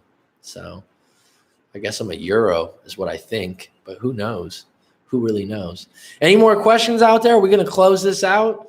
We got anything else? This has been really cool, man. This has been really cool. And 5 minutes before I went into this one, I didn't have anyone come on deck. So I'm like, maybe this time frame is really bad. But I definitely got more international people on deck with this. Daniel, one last thing. Any book recommendations? Oh, yes, sir. That's a great question, Daniel. Okay, so let me just look. Since you asked a good question, let me reacquaint myself with what you were talking about so I can. I've been in no contact for 4 months, 3 years. Rebound relationship I've been in right now. I'm on point. Okay, you're in that angry part, you said. Okay. And you've been going to the gym. Okay. Melted Blue. Thanks. Great content. I appreciate it. I think it's been a lot of fun. Thanks for contributing. I'm going to do this regularly. I enjoy the hell out of it, actually. If I had something I'd love to do a radio type show, and this reminds me of something like that with callers and shit. So it's fun for me. So let me get to the book recommendations from Mr. Daniel. The book I always recommend, I don't know your age or where you're at, is The Rational Male by Rollo Tomassi. I really like for men coming out of a breakup. There's a lot of different concepts in there. I don't agree with it 100%. Models by Mark Manson. If you're dating, is a very simple book. Dating with Honesty. The Subtle Art of Not Giving a Fuck by Mark Manson is a great book. If you're going to switch careers, this book's really good. Mastery, or if you're young and you're looking for something to get involved in. I think that Robert Greene wrote that book, Mastery. Great book as far as getting a mastery mindset and finding something you specialize in. And I think a lot of times right now, a lot of us are opportunists. So something comes up, a family member goes, oh, I got a job for you, or this or that, which is fine. But can you master a skill to a point where you're at a top percentile in it? Like me doing the live coaching and doing this, I'm getting better by doing so many live coachings and by doing so many videos and by talking to more people and getting more feedback. And, you know, okay, I'll get to that in a moment. Sorry, when I'm answering something, it throws me off. This book, Mastery, though, if you're in a field that you really like, it's fine. But if you're thinking about changing jobs, I think it's really interesting. It's really well written. Otherwise, usually after a live coaching session, I kind of get to know people. If you've ever been accused of being a nice guy, I usually suggest the book No More Mr. Nice Guy by Dr. Robert Clever. And some people are like, well, yeah, some women, because I kind of sense that some women have told some guys that. And I think it gives good perspective on that. So for you, if you've been going to the gym a lot, a dense book, The 4-Hour Body by Tim Ferriss, is pretty dense. And I'm probably, a client of mine gave me like a cliff notes of that. And if you want to, for you, since you've been so loyal, Mr. Daniel Callimeyer, asking good questions, go ahead and email me at coachmacmccarthy@gmail.com. Well, I'll just let you write it down because I don't want a ton of questions. I'd prefer it on the live, but email me regarding the 4-hour body cliff notes, and I'll send that over to you in the PDF. Save you some time, dude. So hope that helps you. Good question. But the funny thing, I was just talking to this dude today, and he's like, I never used to like to read before. Dude, Audible opened up a whole new world for me. I still like to read and check out these books. I like history. History is my major, so I like history, but Jimmy Lee, how do you know no contact with someone? How do you do no contact with someone you work with, coach? I get that. I've got that question before, and some people think it's somehow impossible. But if you dissect it and break it down, here you do. Think about finding a new job, not just because your ex is there, but because you could do better in your job. So that might be a reason. Number 2, you like your job, but you can find different routes where you don't cross paths as much. You can change departments. You can go to that person and say, like, how are we going to make this work where we don't talk? Or like I said, change departments or change jobs, or just grit and grind and put yourself in a position where you literally have to ignore that person. Those are 3 options right there. If anyone else has an option where I haven't worked with someone where I've worked places where I had an ex, but we were in different departments. We weren't in the same place, so I could avoid making direct contact. But I was in a confident place where if we made contact, I could say hello. So you certainly don't have to like walk by them with a sour face all the time. Again, Jimmy Lee, if you want to send me your story, I might be able to give you a better tailored response. Writemac.com. I love these. I've watched the other ones that you did too. Thanks, Skinner. Well, good. I like doing them. It's fun for me. I mean, look at this. I'm an hour and 40 minutes in. I'm in flow state, dude. Can I see Hippie Bar online? Is it in Thailand? Off topic. I know it's off topic. Okay. I believe it's called The Hippie Bar. It's on Khao San Road. So I'll actually type this for you on because you've stuck around so long.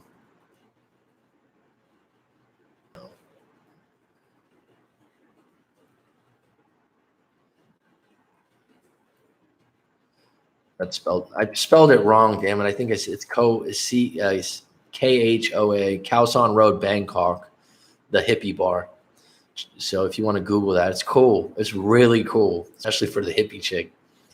I have a question. There's a lot of coaches on YouTube who would say, share your views on this whole thing the most. What do you mean? I have a question. There's a lot of coaches on YouTube who would say, shares your views on this whole thing the most. I don't understand the question, Jessica. Can you reframe that? I'm sorry, hon. I'm a little confused. Alice Cooper, no more Mr. Nice Guy. Okay. The song? I'm talking about the book. But yeah, okay. Will do. Really appreciate your time, Coach. Keep up the great work. Hi, Mac. Majid Balawi. Hi, you came late to the game, but thank you for saying hello. We are in different departments. Well, if you're in different departments, just, avoid crossing paths. I don't think that's being weak or anything like that. Take a different path where you don't cross each other. I don't think that's a problem. People have asked me this at university before. I'm like, the path they walk to class. So if they walk to class a certain path, take the long way and tell yourself you're getting more exercise, which you are. It's a positive. Right on, Jimmy Lee. Jim U. Lee. Khao San Road, Hippie Chip. Thank you. No problem, hon.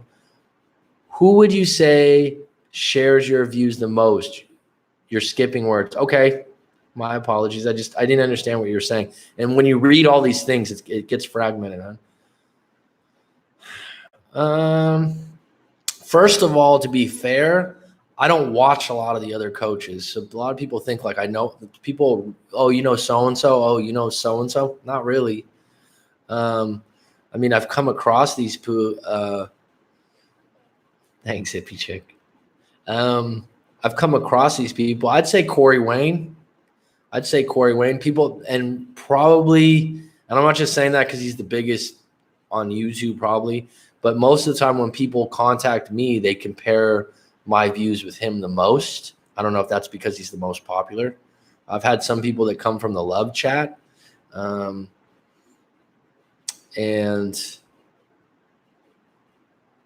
yeah, I would say Corey Wayne, because I like him. I like his approach. I don't like everything he does, but that would be the one. The other people, I don't watch them enough to judge them. But the ideas of like when someone gets into like no contact in these things, they're very generalized. And what I would say that I try to be unique or different is I try to make the stories about the individual, which they wrote, and then give good, honest takes based on their individual story. So when you get general, someone will go like, oh, you know, I have some videos that are general information, like no contact or scarcity is attractive is very popular. These general topics can be diced up in different ways, but they're the same message. So short answer is probably Corey Wayne would share the, who would you say shares your views the most? Hey, thank you for making a live video. Mike says he wants to stay friends. Okay, that's up to you. He broke up with me because he wants to be single. Is that a Seahawks sign that you have up? You Seahawks fan? Is that what that is? Am I wrong? I'm tripping on that. I'm like, is that the Seahawks? I'm a Niners fan, man. You didn't have to worry about us for a while. Wait, he broke up with me because he wants to be single, but is dating Seahawks. 12th man. I actually have been to that stadium. That was a rough crowd, man. That was a rough crowd. See, now I got someone that he broke up with me because he wants to be single, but is dating other girls. Yeah, but he's allowed to date other girls and be single. Part of being single is dating. The idea of him dating other girls makes me very upset. Then don't be friends. Done. I haven't talked to him in 2 weeks. Should I be his friend? No, because if the idea of him dating other women makes you upset, then it's a wrap, right? Should I try to reach out? No, because you're not going to get what you want. And if you reach out to him and he's willing to be your friend, it'll be friends with benefits most likely. And that's not what you're looking for, right? And you're being disgenuine because you don't want to be friends. It works a little bit different for women. I think that men, if they could be your friend and they won't find it, I think for women, they find a guy like that a bit needy and weak and it's unattractive. For women, it's a little bit more on the feminine side.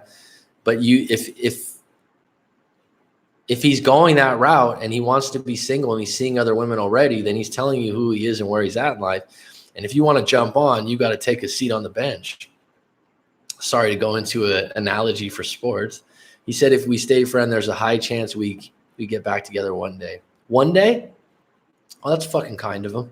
Shit. So who holds all the power? It's like, yeah, jump in the van with the other chicks.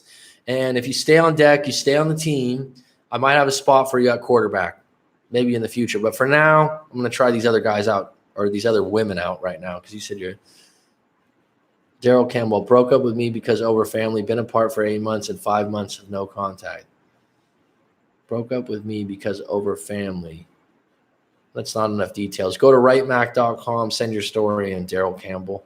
If you want to do a live coaching, we can do that. You want private feedback, this is just not enough, dude. But the fact that if he said that means he wants his cake and eat it too. We can stay friends. Is that friends with benefits?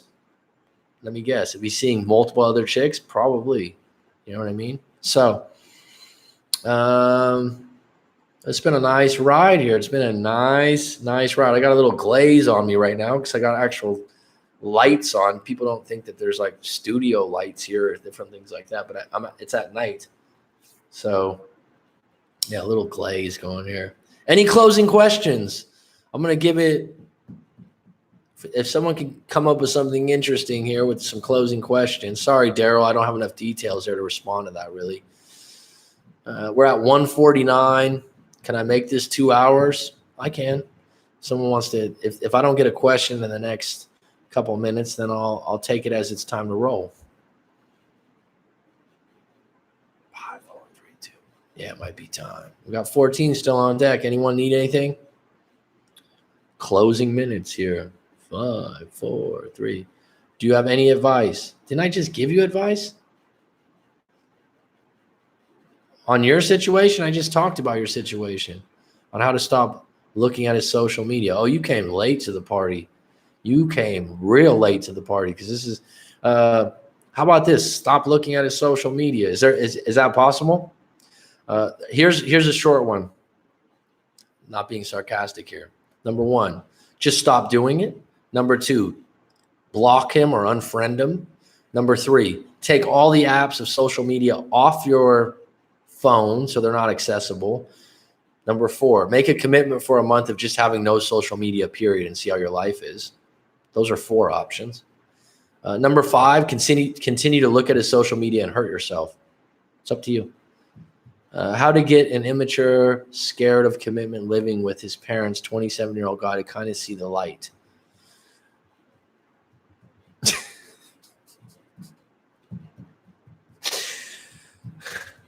There's a lot of people that live at home in their late 20s and early 30s. I've met a lot of them, and they're good people. But I think for women in their late 20s and early 30s, it can be highly unattractive sometimes. But I understand financial constraints. How to get an immature, scared of commitment, living with his parents, 27-year-old guy, kind of see the light. Why do you want someone to see the light like that? Because you're attracted to him or that's your boyfriend? I don't know. What's your reason for trying to get someone to change that way? The crazy thing about that is if they do that for another 10 years, they'll never move out. They'll really be grooved in.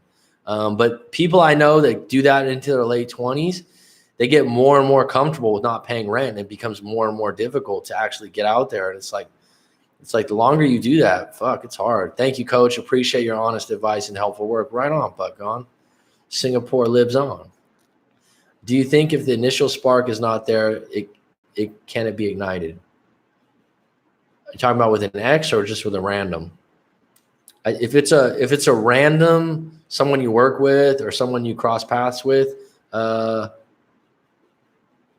if it's a random that sorry, I just saw that, Jessica. If it's a random that you just met, yeah, it can be ignited. If it's your ex, it depends on the situation. I'd have to know your full story. That's like re-sparking things. But if there's no initial spark, then that's your cue not to try so hard, if that helps you out. I mean, if you go to a woman, I had this happen before years back. I was attracted to this girl. I wanted to date her. I actually bought her. I bought her some like cut up fruit, as cheesy as that sounds, from a stand. And her and her friend that were working at this place, she turned her back on me. But I still left it there, and then that was just my cue. Like, she's not interested, and she's a little rude. And then after that, it was a nice gesture. I walked away. I ran into her 2 or 3 days later. She was like, "Oh, thanks for that." I wasn't a jerk, but I was just like, "Yeah, no problem." Didn't want to talk to her or anything like that. 2 days later, I ran into her again. We hung out. She initiated because she was just feeling out to see if I was another guy that was just going to like pawn all over her. I'll schedule a one-on-one. It'd be too long for here. Absolutely, Jessica. And like I said, I stand by my guarantee. If you want your money back, if it doesn't go well, it's not useful or helpful, it's fine. Go to writemac.com, schedule it in. There's 30 minutes, 1 hour, or 2 hours available. Depends on you and how long your story is. You basically write your story. We'll go through it and get to the bottom of what's going on. Thank you so much. Straight to the point advice. Well, thank you. Not for being a Seahawks fan, but man, they broke my heart, man. The Seahawks, that last time that Kaepernick threw that pick, jeez. Someone you work with who knows you very well. If it's someone you work with who knows you very well and there's no spark, there's probably no spark. If they come across your path regularly and you're going to try to create a spark and there's nothing there and you've been in contact regularly and you're not feeling any energy, go ahead and try. But if they've come across you kind of regularly, they might just be telling you that they're not interested. But you know what? If you get shut down, you just don't try. It's a little bit more awkward at work because you got to see that person again. But someone you work with who knows very well. I mean, does anyone else have anything for that for Jimmy? You could take a shot, but you need to be strategic that you're not overly direct, I guess. I will try to book something, coach. I sent my story and it's very complicated. Well, if it's very complicated, I highly suggest a live coaching session. Like I said, full money, guarantee that it'll be useful and helpful. I'm not guaranteeing to get an X back or a direct result, but I will help you unpack that story fully and completely. And to be honest with this group right now, a lot of times I go over the hour or 2 hours, probably 60 or 70% of the time. Jessica Marie, I have a tip on the social media stuff. Every time I'm tempted to look, I ask myself, what do I get out of seeing it? Nothing good. That works every time. Good for you. That's a trigger. Thanks for sharing that. Sometimes self-talk's huge, man. Self-talk is so big.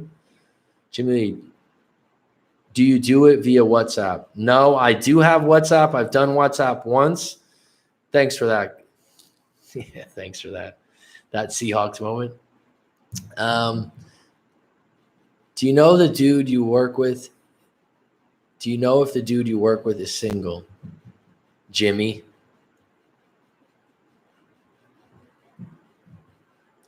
Jimmy, are you a woman or a man? I'm sorry. I didn't know that. She's saying that, do you know if the dude you work with is single? I'm a man. Ha ha ha. So I'm assuming you're talking about a woman. I mean, you could be gay. I have clients that are gay, so can't see cooking, can't see her name. Okay, no problem. It's a woman. Okay, Jimmy. Is wanting to get your ex back a bad mindset to have? I am in between wanting to get him back, and my brain is saying should not want that. That's a process. It's actually a lot of it's interesting that this one guy brought up anger today and that being part of the process.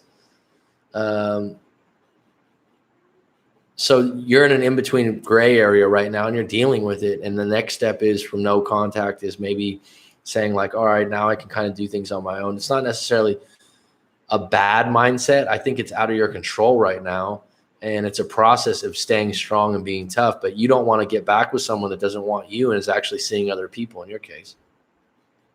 And Koki Lover, feel free to send your story into writemac.com. Send your full story in and I'll give you my take for $25. I'll do a YouTube response. Or if you want to do a live coaching session, we can do that.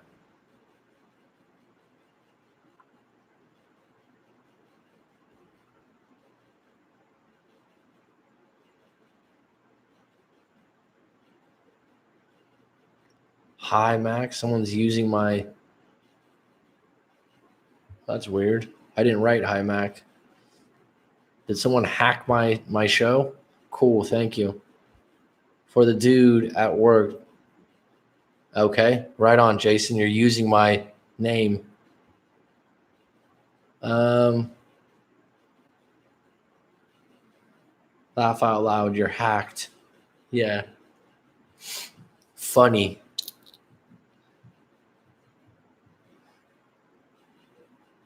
Well, now he's, yeah, okay. For the dude at work, don't look miserable around him, whatever you do. We're coming up on 2 hours here, so this will be the end of this. For the dude work, don't look miserable around him, whatever you do. That's good advice to close out with. Oh, God. Yeah, that's not attractive to look miserable, right? So, morning, Coach. Mikey Mike's back. Mike, I'm just closing it out, bud. Sorry. Little Mike Evans. I'm coming up on 2 hours here, and I think it's time. So, Jimmy said he looks fly as fuck. They don't allow it in the messages. These folks need to put on their game face. Damn, Mike says. Maybe I'll come back in a little. Okay, 2 hours, I'll be there. No, I'm not saying I'll be back in 2 hours. I'm saying I've been on for 2 hours live. I had a late coffee, and I'm like, I'm going to try this out at a different time frame and see how it goes because I'm going to do live streams every day because I enjoy it. So where's it? Where are we at here? Looking miserable. I had one more thing to close, one more loop to close. Jimmy wrote, I look fly as fuck. Jessica. It wanting to get your ex back, bad mindset to have. I'm in between wanting to get them back. and my brain is saying I should not want that. Is wanting to get your ex back a bad mindset to have? I'm in between wanting to get my ex back, and my brain is saying I should not want that. Well, it's something everyone deals with, and you're going to get through it. Oh, damn, I was knocked out. Live streams are good.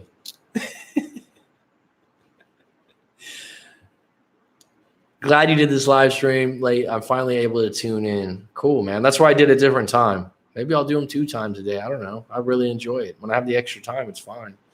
And you get to ask some live questions and possibly, be more comfortable with doing a live coaching. Is it your brain or gut telling you? Great question, Jessica. Great question. Great question. Is it your brain or your gut telling you? That is a great question. I think your gut's probably. Let's so she said, is wanting your ex back bad mindset to have? First of all, no, because you couldn't control it. I'm in between wanting to get him back, and my brain is saying I should not want that. Right? So she's saying probably her gut wants him back, and that's where your heart and your feelings probably are. That doesn't mean it's going to happen. That's what's so difficult about breakups. This is not an object. It's an actual live human being with their own thoughts and energy. Is it better to use your brain because what you're feeling will usually steer you wrong in this kind of situation? That's a fucking great question, Mike. That's a great question. Yeah, like I said earlier, if it's if you're working towards a goal, you want to be an engineer, then you work hard, you keep your eye on the prize. If you want to be this, if you want to own a new car, you could keep your eye on the prize and you can go with your gut and all this. It's like when you use that and you have feelings for someone that don't have feelings for you, I don't think you can just steer that in a different direction. It's a really interesting thing. And again, the only way that I can really help you is to know your full story. And it's like today, someone sent me their full story out of the live stream I had earlier today. And I unpacked that to start the live stream today.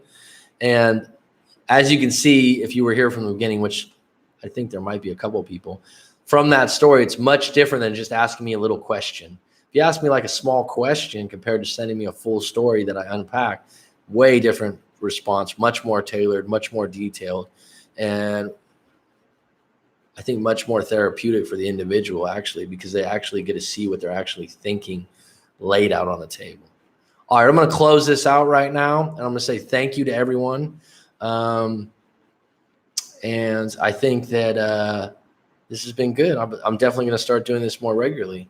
I might even do it 2 times a day, some days like today, because 2 hours, I like to talk. It went by quick. It definitely wasn't a struggle. So I'm going to give a couple of shots out here. Mike, Daniel, Jessica in Belgium, thank you so much. We'll have to do that beer in Ireland possibly. Koki lover, even though you're a Seahawks fan, I forgive you. And send your story in, hon, and maybe I can give you a better perspective.